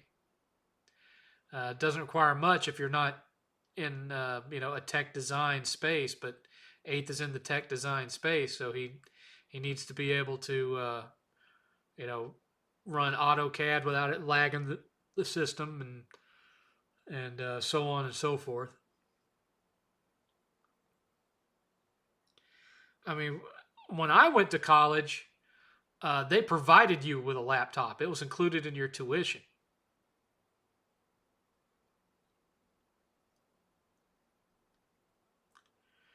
Well, whatever. I don't know if it's still called AutoCAD anymore or not, John, but it is CAD, and Eighth has to use it in his design stuff. Because that's what's in his engineering class. That's one of the things they'll do is design a system for this or design that, and he has to go in and draw and build the thing in CAD.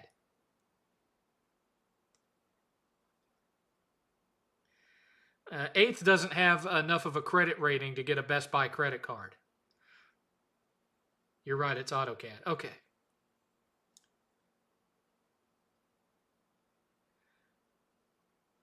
She was pleasantly surprised to hear it talked about.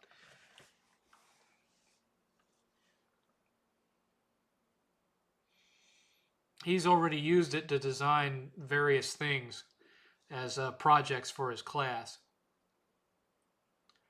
So he's pretty good at it, you know. I never used AutoCAD. I did use a program called Visio. I used a program called Visio for designing some things, but I never had to use AutoCAD. Interior design major. Okay. Okay. Battlefield 6 is very fun. Well, you know, I'd review it at least, or I'd at least review the single player campaign, but I don't have $70 to spend on buying Battlefield 6.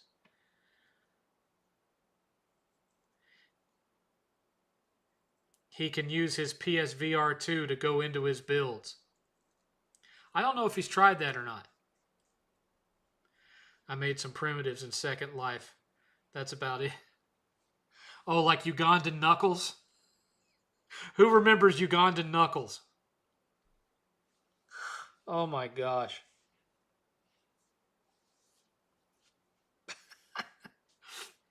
There was a period where, of like a couple of weeks, where me and Eighth were just sitting and watching Ugandan knuckle videos and memes because they were everywhere. They were kind of inescapable. CAD is cool. I bet you could get an AI to write the code to create an object in a script-based CAD. Yeah, but they'd probably have ways to tell that that's what he had done. What's $30 for Black Friday? Battlefield 6?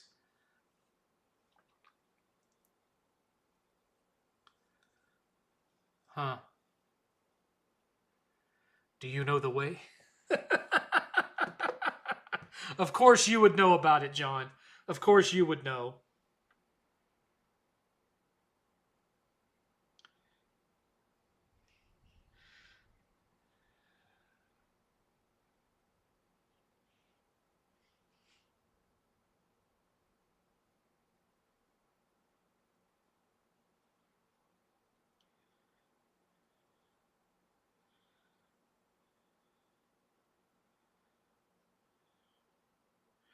Weird. I go on Amazon and look up Battlefield 6.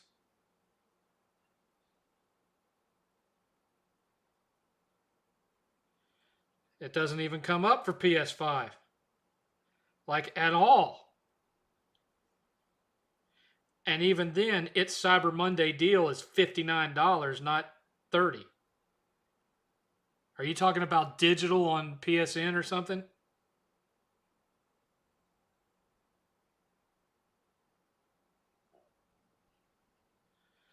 It would appear that Amazon sold out of Battlefield 6, and so it is not available Black Friday or otherwise.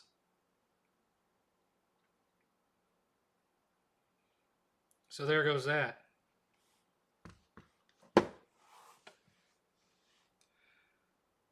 Not available. Oh, I'm assuming that by $30, you think it's GameStop. I don't order stuff from GameStop, and I don't like going in GameStop anymore. So, oh well. Oh well. I've got other stuff that I have to review anyway. Remember, I still have two crappy games that I have to decide on to hit my 12 for the 12 shits of Christmas. I have two more that I have to do. And you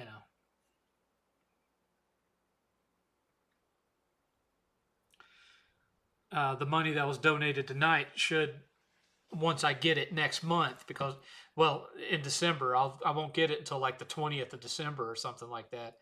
So that's, I'll have to wait what I'll have to do is wait until I get paid for December, my 15th paycheck, and then I can go and buy the two crappy games that I still need to do, and then when I get my YouTube payment, it'll just put the money back in there. That's how I'll have to do it.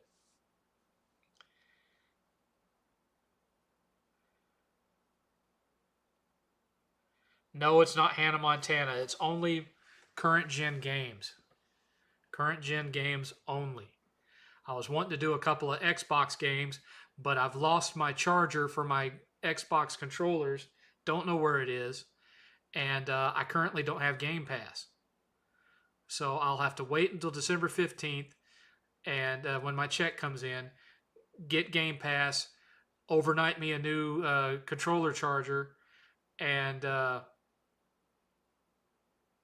have to hope by then that I've already gotten all the other videos created so I can devote all my time to capturing footage for the two crappy games that I'm going to want to do footage for on Xbox and go from there. Yeah.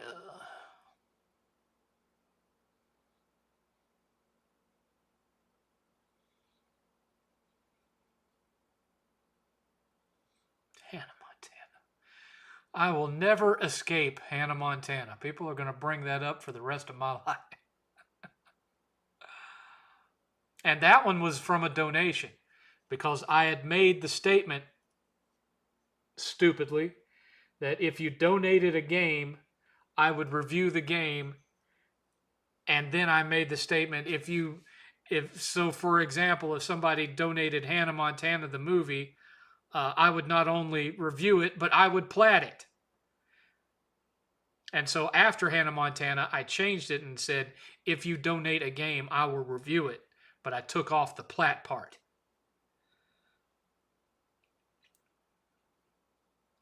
Is Hannah Montana to you like Sword of Sodan was to Billy? Oh, that reminds me. Jay is apparently already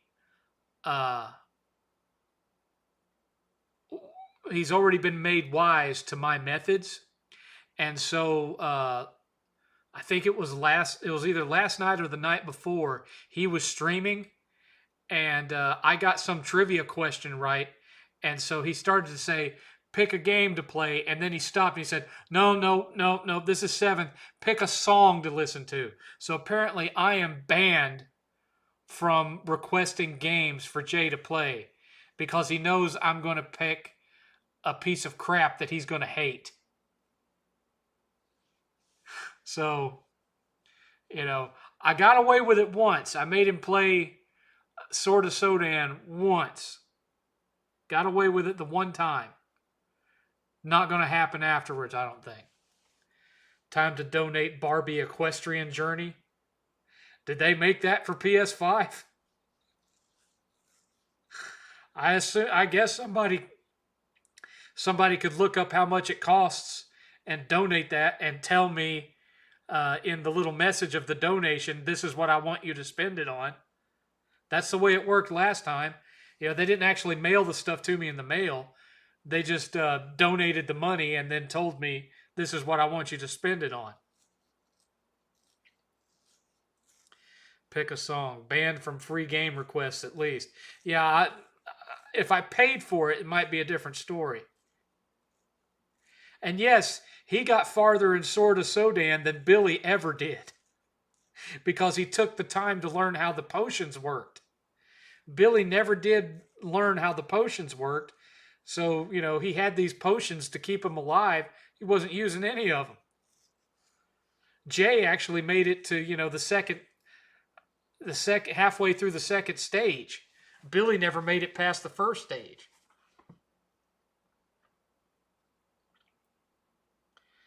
Jay is never going to make me play nothing. Besides which, the Polymega doesn't do PS3 games, so he could never make me play Hannah Montana. I only play what I own. And even then, only from, NES up through PS1 and Saturn and N64. That's all this thing will support. So it's not like where Billy was using emulators and had like every game for the systems that he supported. I only have the games that I currently own. So, 480 NES games and 60 PS1 games and, you know, uh, however many Saturn games and Super Nintendo and 200 Genesis games. That's what's on here. So he wouldn't be able to make me play Hannah Montana anyway.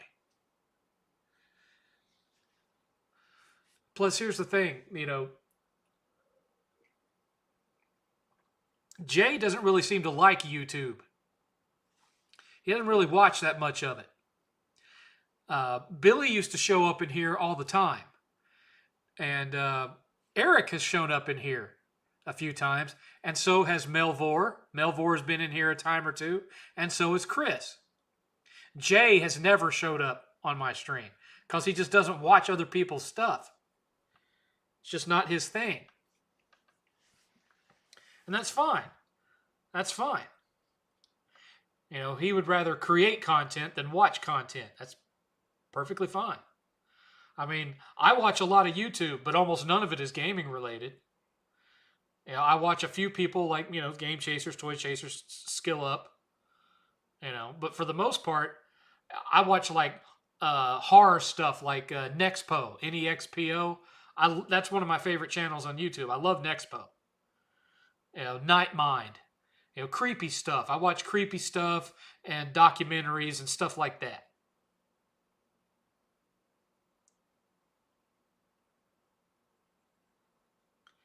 Yes, Ultra Steel paid for me to watch a horrible Chuck E. Cheese movie, and boy, was it horrible. Nigh unwatchable. You should have El Presidor on. He's still mad at the Browns. El Presidor remembers me. We chatted a little bit on one of his streams a few months ago, and he still remembered who I was and thanked me for showing up to watch and whatnot. So we had a friendly thing, but I don't think he would know how to join somebody else's stream if he wanted to. He's not very technically minded.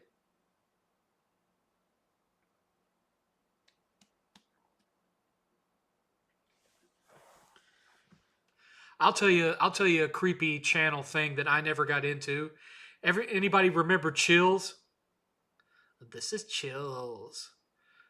I've got a new 10 of the scary videos. You remember that guy? As always, this is Chills. And that wasn't even his real speaking voice. He just did that to make himself differentiate himself from the other channels. I never got into him because his fake surfer guy accent got on my nerves. Couldn't handle it. Yes, Solid Rev still has me blocked. Dude, yes, I know him. You know Chills? And that fake accent was terrible. Yeah, he sounded like Sean Penn's character from Fast Times at Ridgemont High. That's what Chills sounded like. So imagine Sean Penn's character from Fast Times narrating spooky videos. That's what Chills was. I watched part of that Chuck E. Cheese movie, 7th. It was a movie. It was something. Oh, Lord. I felt dumber after watching it. I really did. I watched scary compilations, the haunted house, the haunted ghost stories of Bizarre Bub. Don't know. I don't think I've watched him, but I've definitely done Nexpo, Night Mind. There's a female one I watched, but I can't remember her name. Can't remember now. I watched 4 or 5 of them, but Nexpo is absolutely my favorite one out of the bunch. Nexpo is good. His documentaries and stuff are great. Very well done. Solid Rev still butthurt over a joke. I guess so. And it's a shame. Mr. Nightmare is a good channel for horror stories. Now, don't get me wrong. I'm not into creepypasta stuff. I like Nexpo because he covers stuff that you know actually happened, or in the least, he'll cover uh, like creepy ARGs or scary video game memes and the origins of that meme and stuff like that. That kind of stuff I dig too.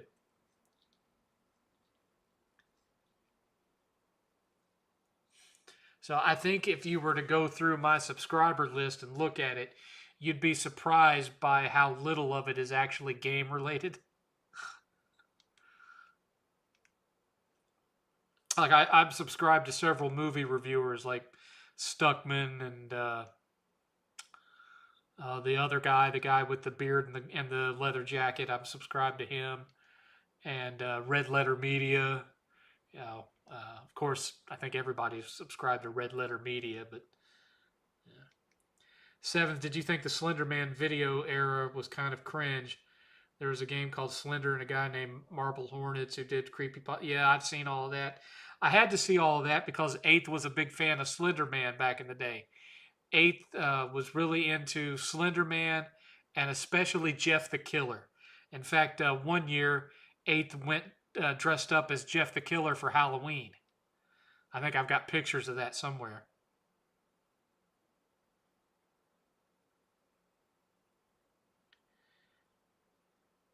Only Gen Z is afraid of creepypasta. No offense. Why would that be offensive to me? I'm not Gen Z. I'm not Gen Z. I'm Gen X.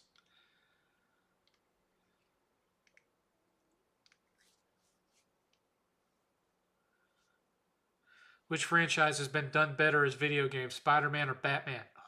Yes, Jeremy Johns. Uh,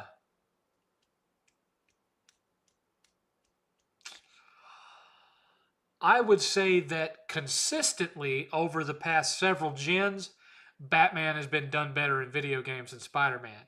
Spider-Man has been better the last since 2018, but overall, from the very beginning up until now, there's been more good Batman games than there's been good Spider-Man games.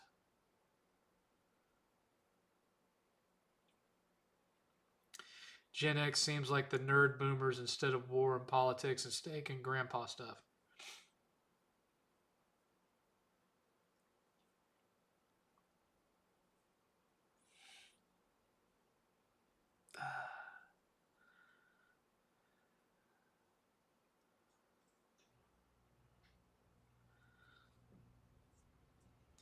I actually haven't been as big into the Spider-Man uh, Sony games as other people, uh, simply because so much of it rotates around the web slinging mechanic. And after about 30 minutes of web slinging around, I get bored with it and I just want to fast travel to wherever I'm going. And that's not a good thing.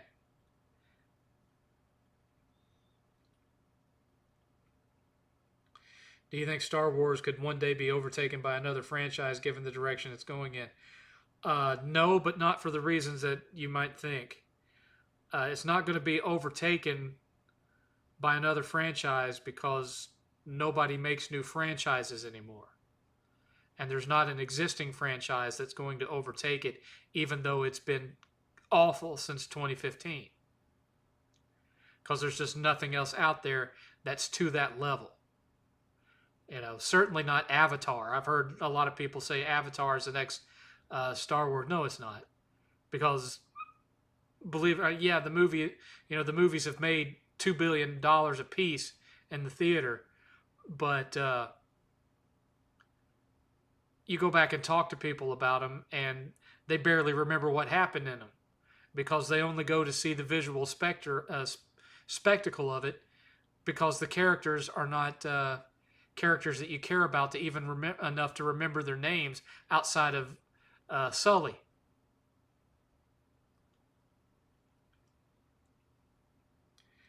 Ghost of Tsushima was underrated. Still makes me angry that they didn't continue with Jin because it was set up the Shogun versus Jin on mainland Japan. Would have been nice, but oh well. Got to make everything with a female lead character now. Zack Snyder tried to start a new franchise with Rebel Moon, but yeah, that didn't work out. No, it didn't, because he was given free reign. Snyder, when he has to conform his art to the requirements of the people that are paying him to do it, good. Snyder, when he only has himself to answer to, not good. Rebel Moon just, again, like Avatar to me, really, had a generic story with characters that you don't really care about because it didn't take the time to make you care. And so it's perfectly watchable, has lots of good special effects and combat sequences and whatnot. But then 30 minutes after you've watched it, you'd be hard-pressed to tell anybody what it's about. And it's the same thing with the Avatar movies. You know, they're great to sit down and watch them in 3D at a theater, and then that's it. That's it. I don't even own either of them on Blu-ray or 4K.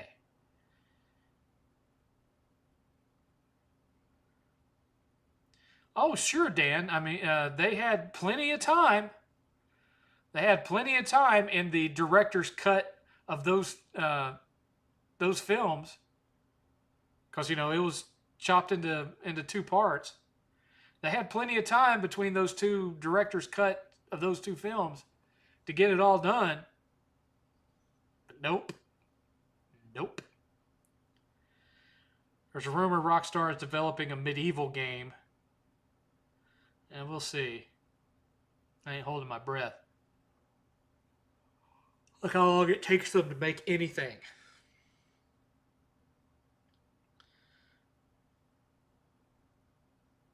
They are very slow developer. Very slow.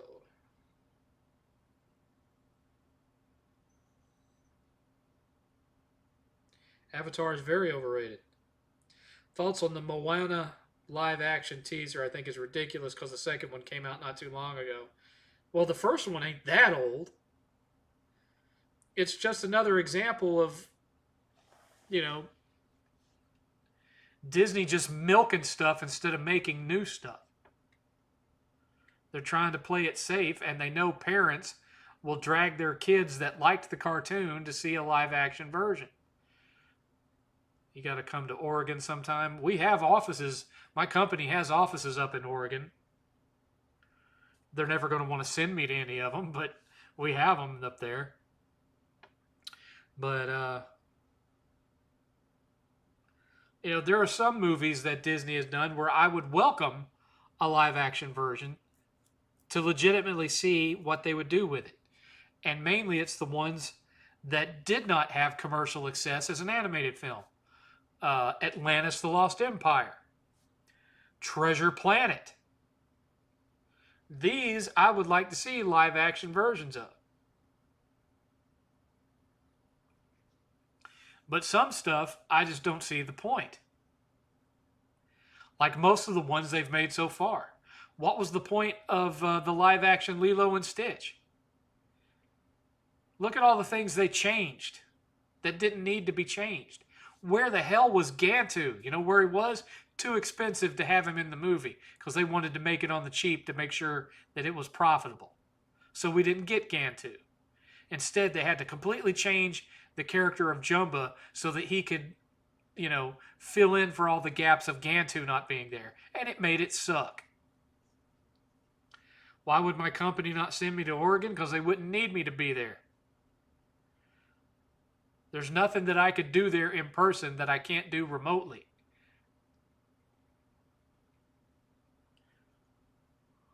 Thoughts on the Super Mario Galaxy movie trailer? Don't care.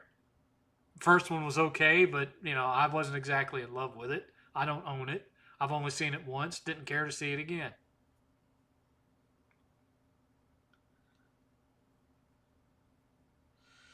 Yes, and Atlantis, There's another. The Black Cauldron would be all right, but of course, Disney no longer has the rights to the Prydain Chronicles, so that would be a definite problem there. But Black Cauldron would have been interesting. There was talk at one point of doing a live action series of the Chronicles of Prydain, but it wouldn't have been done by Disney. It would have been like an Amazon exclusive or something like that. But then again, Atlantis: The Lost Empire, uh, it was basically a ripoff of a bunch of stuff anyway.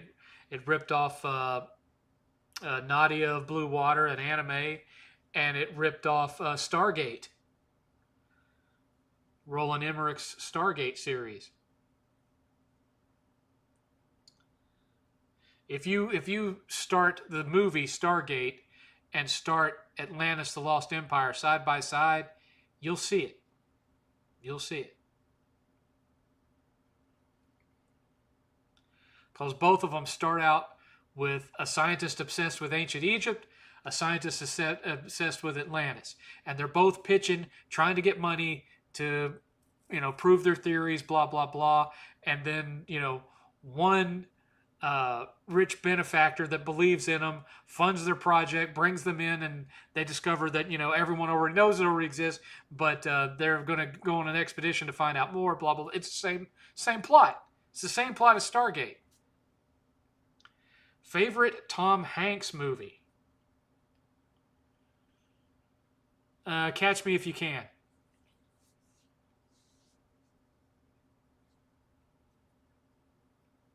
You got to visit Astoria. Come in the summertime, though. Oregon has the best food in the country, and Portland is the #1 food city. I have no interest in going to Portland unless it was to go outside of Portland to see my friend Jim. But I've talked for years about flying up to see Astoria and just do the Goonies tour, but kind of doubt it'll ever happen. The live action Jungle Book wasn't that bad. I was enjoying it, and then I got to Christopher Walken as King Louie, and I'm like, what the hell? So if it hadn't have been for that, I probably would have liked Jungle Book okay. I think it's all right to do live actions for the really, really old Disney movies that no one gives a crap about anymore. It was okay to do it for Cinderella. It was okay to do it for 101 Dalmatians. That movie was actually pretty fun. The original one with Glenn Close. I wouldn't be opposed to a live action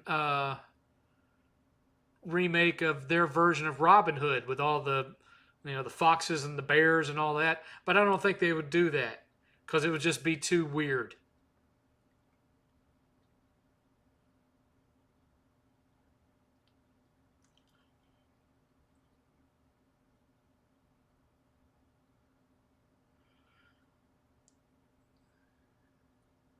Do you think Call of Duty could be overtaken by Battlefield given the well, it probably I think this generation it already has been.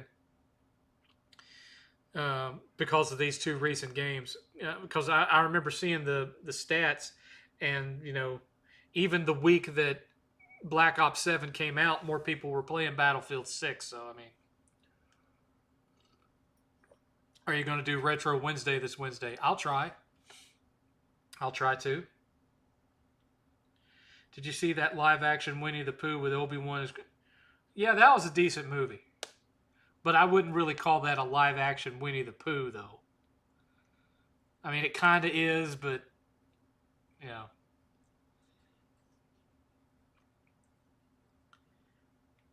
Portland catches a bad rap from red states, but is very beautiful and peaceful. I'd say check out Portland Retro Gaming Expo at least.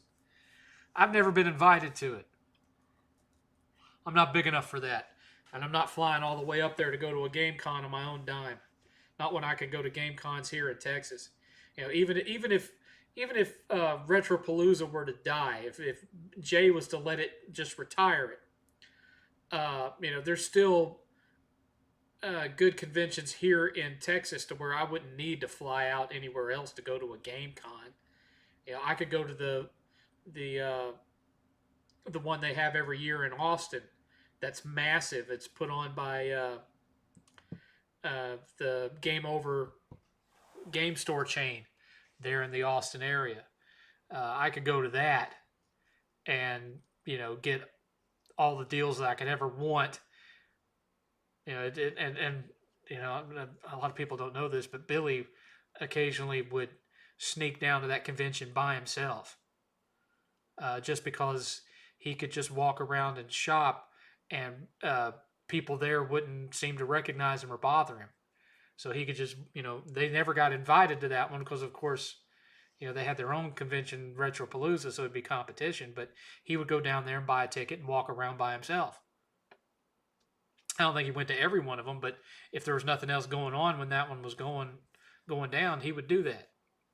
He invited me to go with him one time, but once again, he waited until the last minute to ask me, and I was working, couldn't get out of it. So he did that to me all the time. He would invite me to go to things, just me and him, and no filming, no nothing, just to hang out. But he'd wait until the literal last minute, like the night before. There'd be no way for me to get out of work.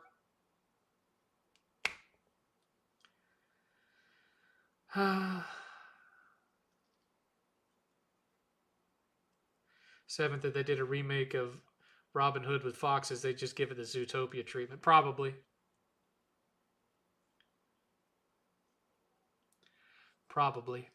We're down to the last 30 minutes, folks.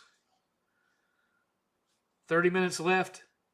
$36 short of extending it to 11 o'clock.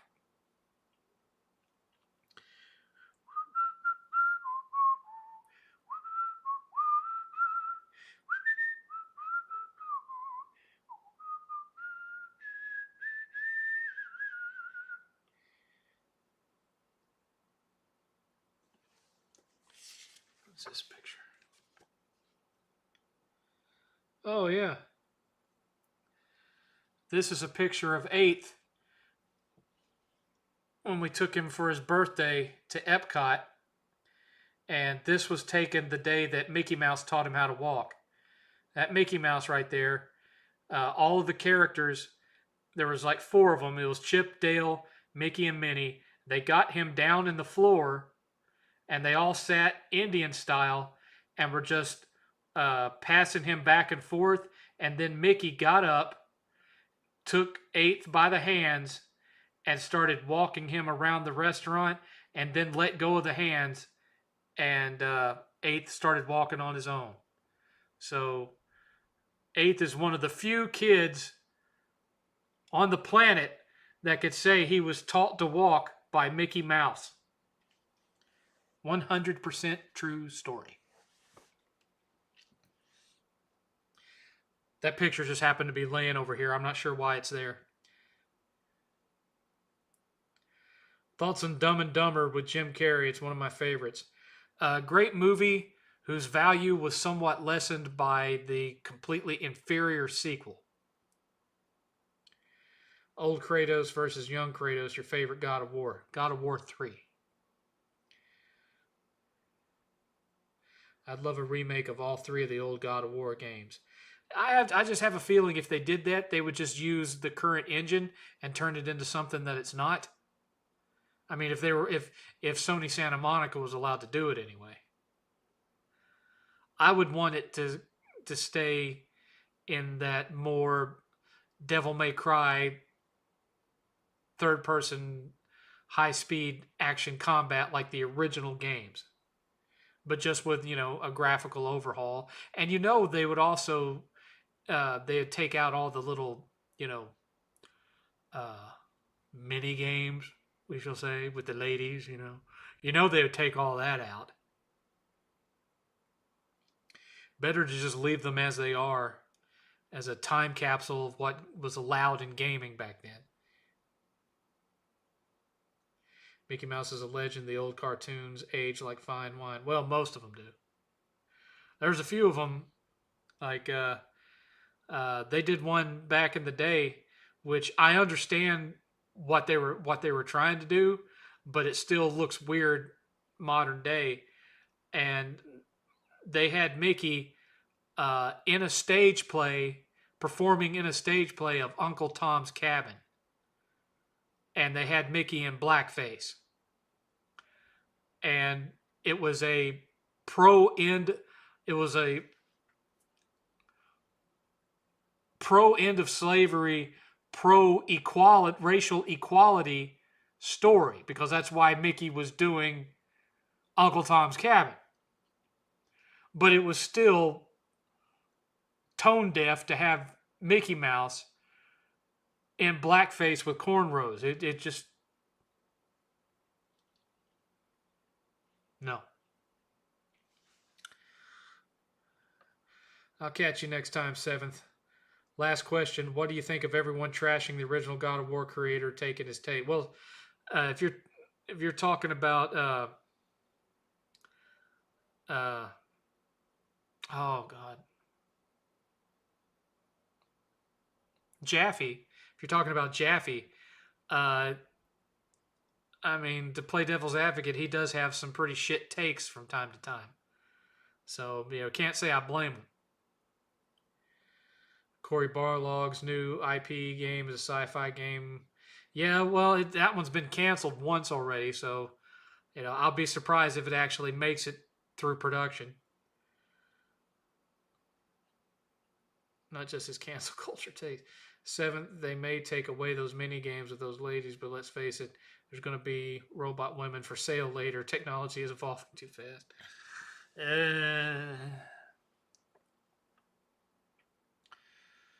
That's just like, buying a vibrating pocket vagina and just carving the crotch out of a mannequin and sticking it there. What's the point? What's the point in that? If you're that desperate, and there ain't nothing that any of those glorified blow-up dolls could do for you that your own hand couldn't do. If you're having that trouble finding a woman that's willing to sleep with you, good God. I gotta wonder about some of y'all sometimes.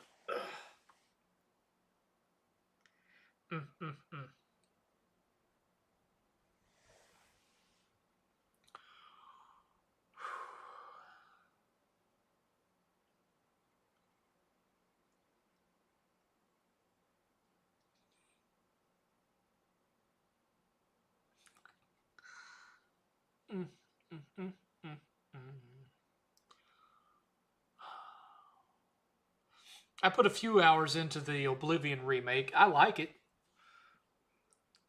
It doesn't feel like it has that many quality of life improvements insofar as the gameplay, other than the fact that it doesn't glitch out as much. I will say that even on the PS5 Pro, that frame rate be less than stable.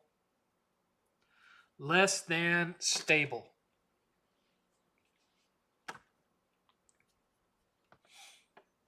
It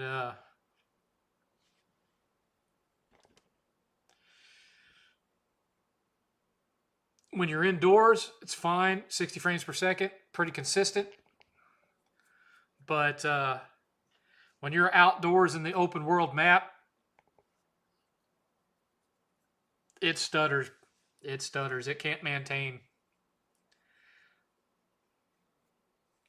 Kind of disappointing, really.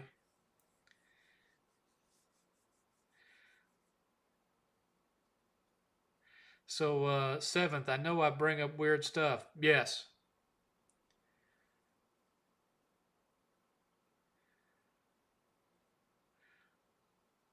Didn't need to know about her. Thank you.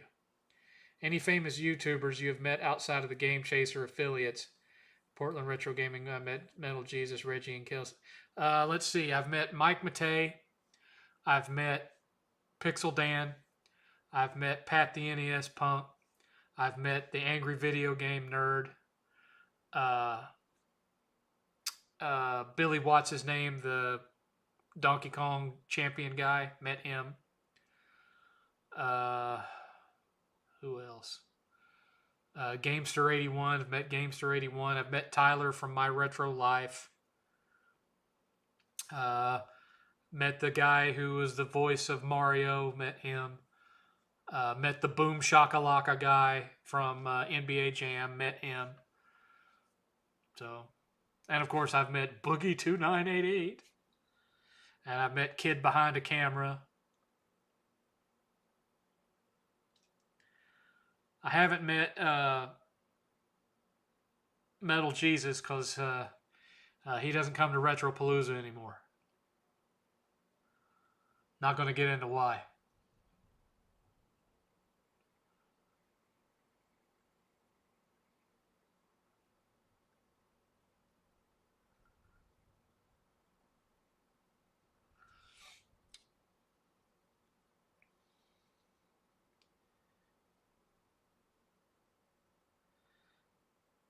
Oh, I've also met Retro Rick. I've met him too.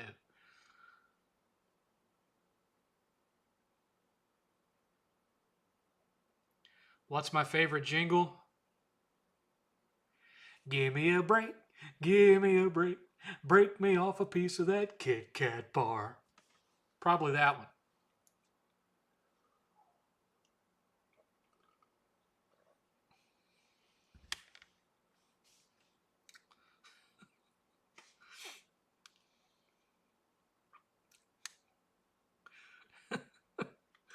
Oh, brother.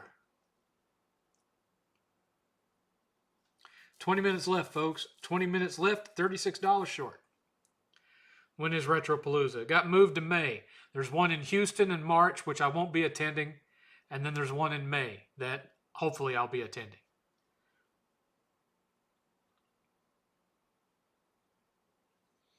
I'd be more likely to attend in May if I was made a guest. I'm kidding. I'm kidding. I'm kidding.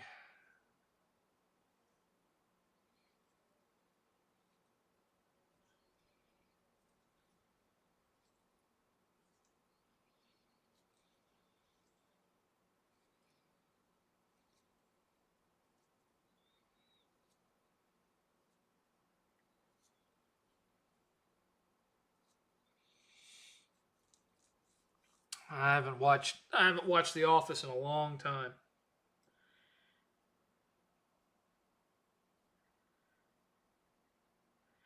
I haven't watched it in a very long time.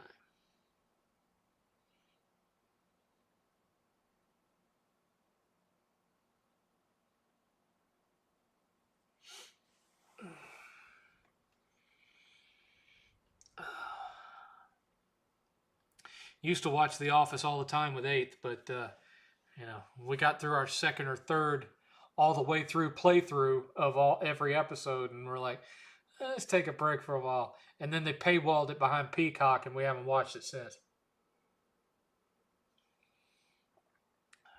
This was a good stream, 7th. Sorry for earlier. I'm going to ask you weird questions. I'll let you suck at reading the room.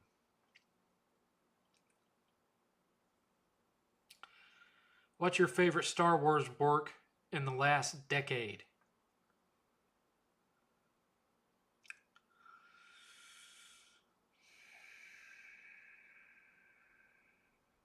Probably season 1 of The Mandalorian. I heard Pluribus is great. Another one from Vince Gilligan, My Apple TV. That I know. I don't know about Pluribus. Don't know. Is The Big Bang Theory any good? Well, it gets crapped on a lot, but I liked it because, it appealed to all of my interests going back to my teenage years. I mean, hell, they even mentioned Red Dwarf on one episode. So, yeah. I don't think it makes fun of nerds. I mean, nerds are all the main characters of the show except for the girl.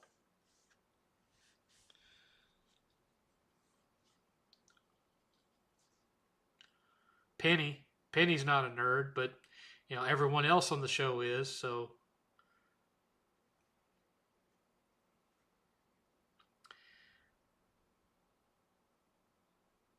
do you like King of Queens? King of Queens to me is just the Flintstones.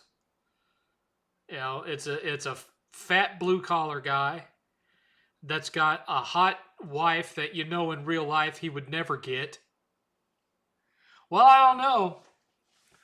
Here in Texas, hot women mostly care about money, and so they'll marry these big fat overall wearing redneck contractors that make six figures a year just to be their little pretty princess and crap out a couple of kids for them. But you can tell from just watching them interact that they're not physically attracted to the dude they married. So you know what they married them for. You see it all over Texas, man. It's crazy. I'd never experienced that until I moved here.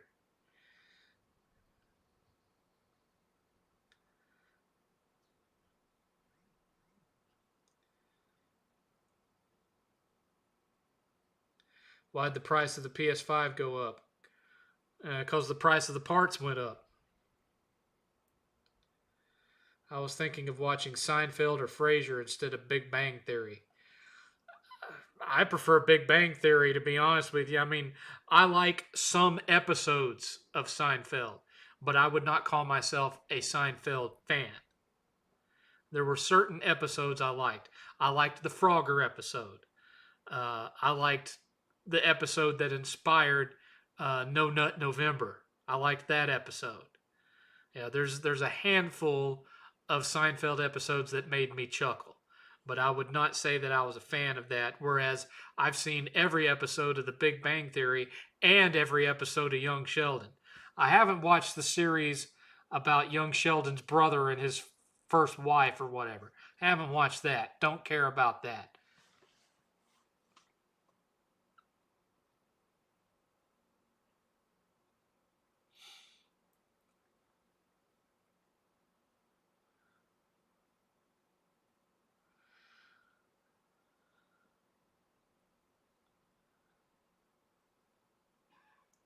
Now, speak for yourself, Ultra Steel. I ain't much to look at now, but when I was in my 20s, uh, I would just go to clubs and bars and sit at the bar, and women would come up to me.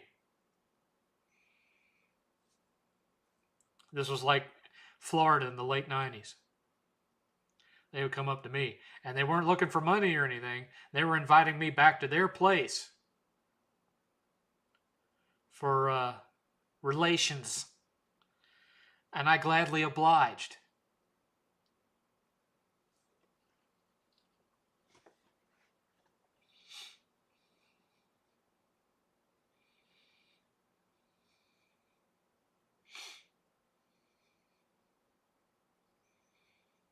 We're down to 14 minutes left, folks. 14 minutes left, $36 short of extending to 11 o'clock. Did my phone go off? Did my phone go off? I don't know. Let me go check.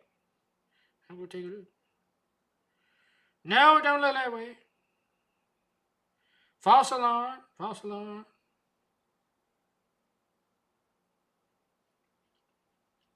But yeah, as soon as Christmas Day is over and I've marathoned the last 5 episodes of Stranger Things, the minute I'm done watching those, Netflix is canceled. Ain't paying that much for that no more.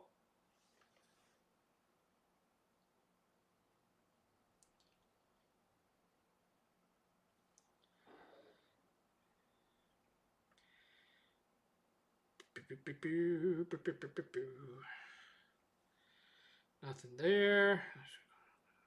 Let's take a look, see how that's doing.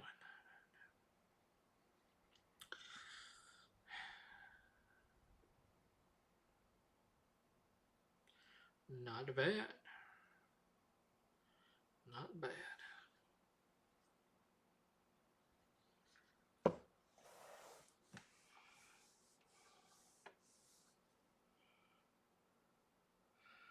I hear Florida and Nevada are the easiest states to get laid in.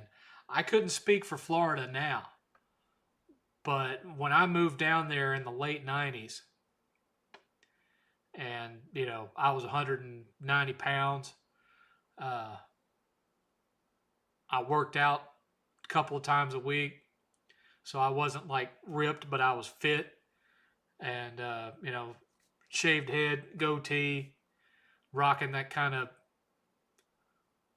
just incredible slash uh,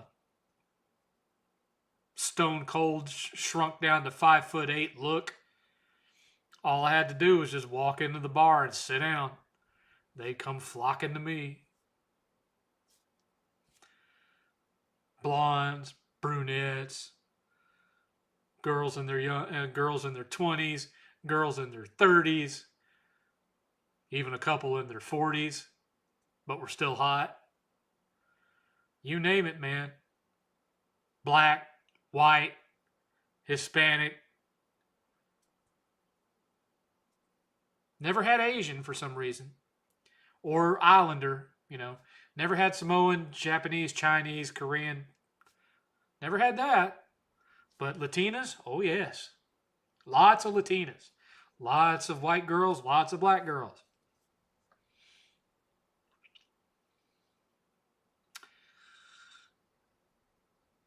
And it didn't matter where in Florida either. It happened when I went to Miami. It happened when I go to Orlando. Happened in my hometown in Florida of Jacksonville. Happened in anywhere I went. There was an ample supply of ass. Don't know what to tell you. Probably would not be that way if I was in my 20s and went there now, though. I mean, it's still a predominantly non-PC state, but, things are a lot different than they were in 1998.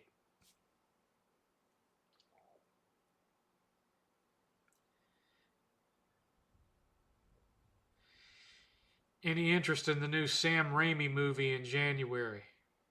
I haven't really seen anything about it. What are 3 games in your backlog you really want to go back and finish? Mine are Cyberpunk, God of War, Ragnarok, Harry Potter. I want to go back and redo Cyberpunk to get the platinum. I missed a couple of trophies there. Like I didn't save the when the building was being attacked. You're supposed to go to the right and save the old guy. I didn't save him, so that's one trophy I'm missing, and then there's some others. I want to go back and do Tales from Arise, and I want to do. Oh God, it's a Japanese RPG from a series that's normally Japanese fighting games. Relink. I want to go back and play that one. So there's your 3. Blaze Blue Relink or something. Xbox supposedly making online free next system. And we'll see. You were bald then too. Yeah, I shaved it off. I had long hair. Good evening, 7th. Love the hat. Hey, J-Ram. Nice to see you. We've got 11 minutes left. $36 short of extending the show. I had long hair. I'd been in a punk band up until the point that I moved. And I got to Florida. And I went through a few weeks of being so sweaty that my hair was constantly stuck to the back of my neck. And I said, nope. And I shaved it all off. And I've been shaving it all off ever since, with the exception of a little over a year ago, where I grew it all back out just because I wanted to see if I could still grow it long. And I can. And you guys saw, because I wore it long on the 7th cast.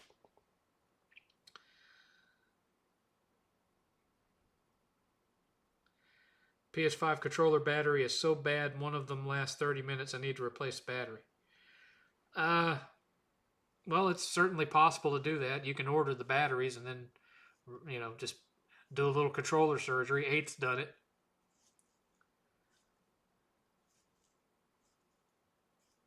I still haven't played God of War Ragnarok myself. I need to go back and do that one too. I beat the first one, didn't plat it, but I beat it, and I killed all the Valkyrie bosses.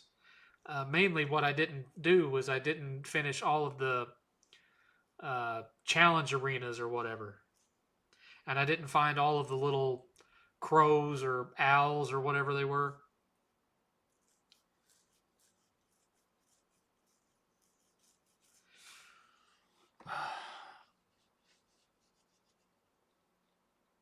I haven't bothered with getting a DualSense Edge or whatever. Uh, if I have a DualSense that goes out on me, I just buy another regular DualSense. Grow it out, dress up as Santa Claus for 7thCast. It would take me longer than that to grow out the long hair. It took me a year to grow it down past my shoulders. So, no.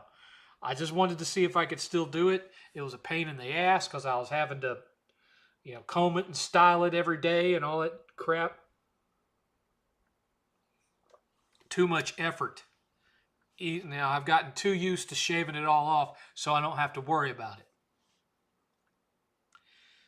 7th, I don't remember, but did you ever go to Disney World in December? Yes, in 1992, my parents, when I was 17, took me to Disney World for vacation. And then when I worked for Disney from 2002 to 2004, we would take 8th as a baby several times a year to Mickey's holiday party or whatever. I don't even know what they called it now.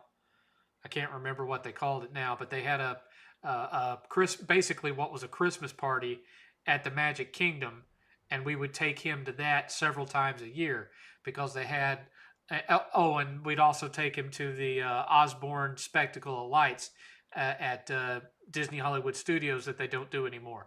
But we would take him to Magic Kingdom, and they'd have fake snow blowing everywhere, which was really just little tiny soap bubbles made to look like snow.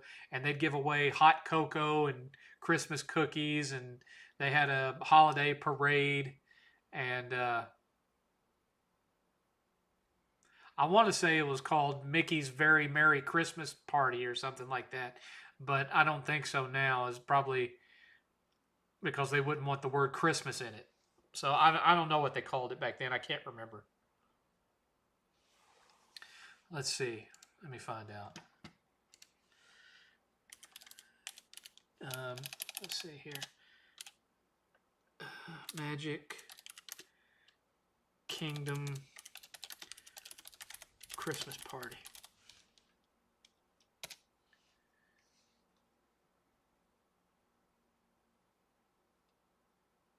Oh, no. They call it Mickey's Christmas Party. I'm surprised. Yeah, Mickey's Very Merry Christmas Party. Okay, so I'm surprised they haven't changed it to Mickey's Very Merry Holiday Party. I'm surprised by that. But no, they've kept it Mickey's Very Merry Christmas Party. Well, we'd take 8th to that several times a year because I got into the parks free from being a cast member. Grow out the beard for Christmas. I'm not growing out the beard. It gets itchy. This is as thick as I ever want to get it. I grew it out real thick a couple of times to play Sarge, and I was miserable the whole time. Not doing that again. 3 minutes left, $36 short. Do you think the USA peaked in the 90s? I think we were fine up until around 2010, and then that's when things started to go downhill.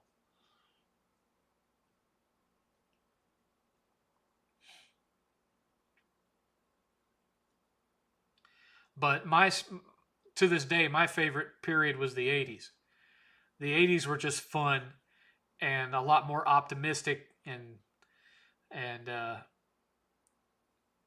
yes, Ronald Reagan was involved in some weird stuff like, his wife relying on astrology for helping to plan his schedule and crap. But he was a president that, like it or not, was respected. And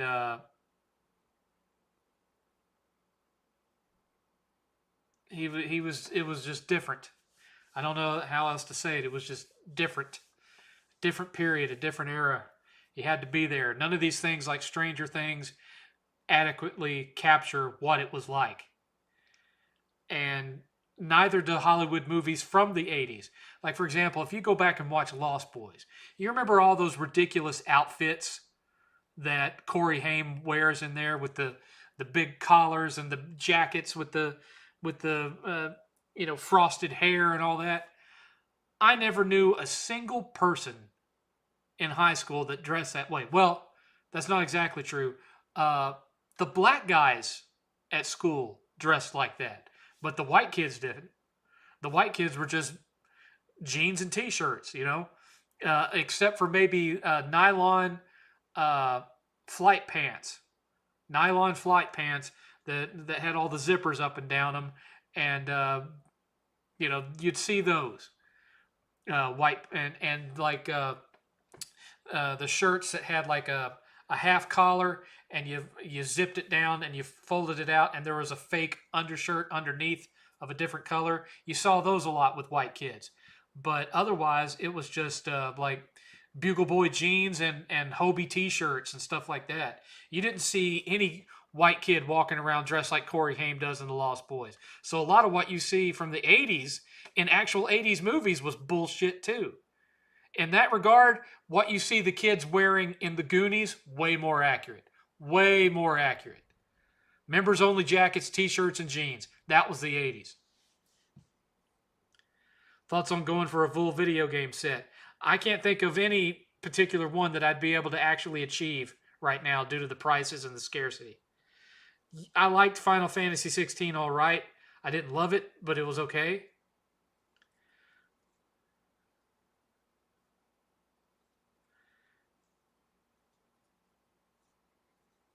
All right, well, it's 10 o'clock, and we are $36 short of expanding to 11 o'clock, so this is where I'm going to have to say goodbye. Had a lot of fun tonight. It was good, fun conversation. We kept the numbers in. We kept the conversation going. I appreciate everyone that came out to watch. Remember, if you want to help support the channel, go become a member. We have two different tiers, 99 cents and $3. $3 gets you an entire library of videos that no one else can see and various other little perks. So that helps the channel out. Be thinking about all the things you want to ask me about so we can have another good conversation like this next weekend. Same 7th time, same 7th channel.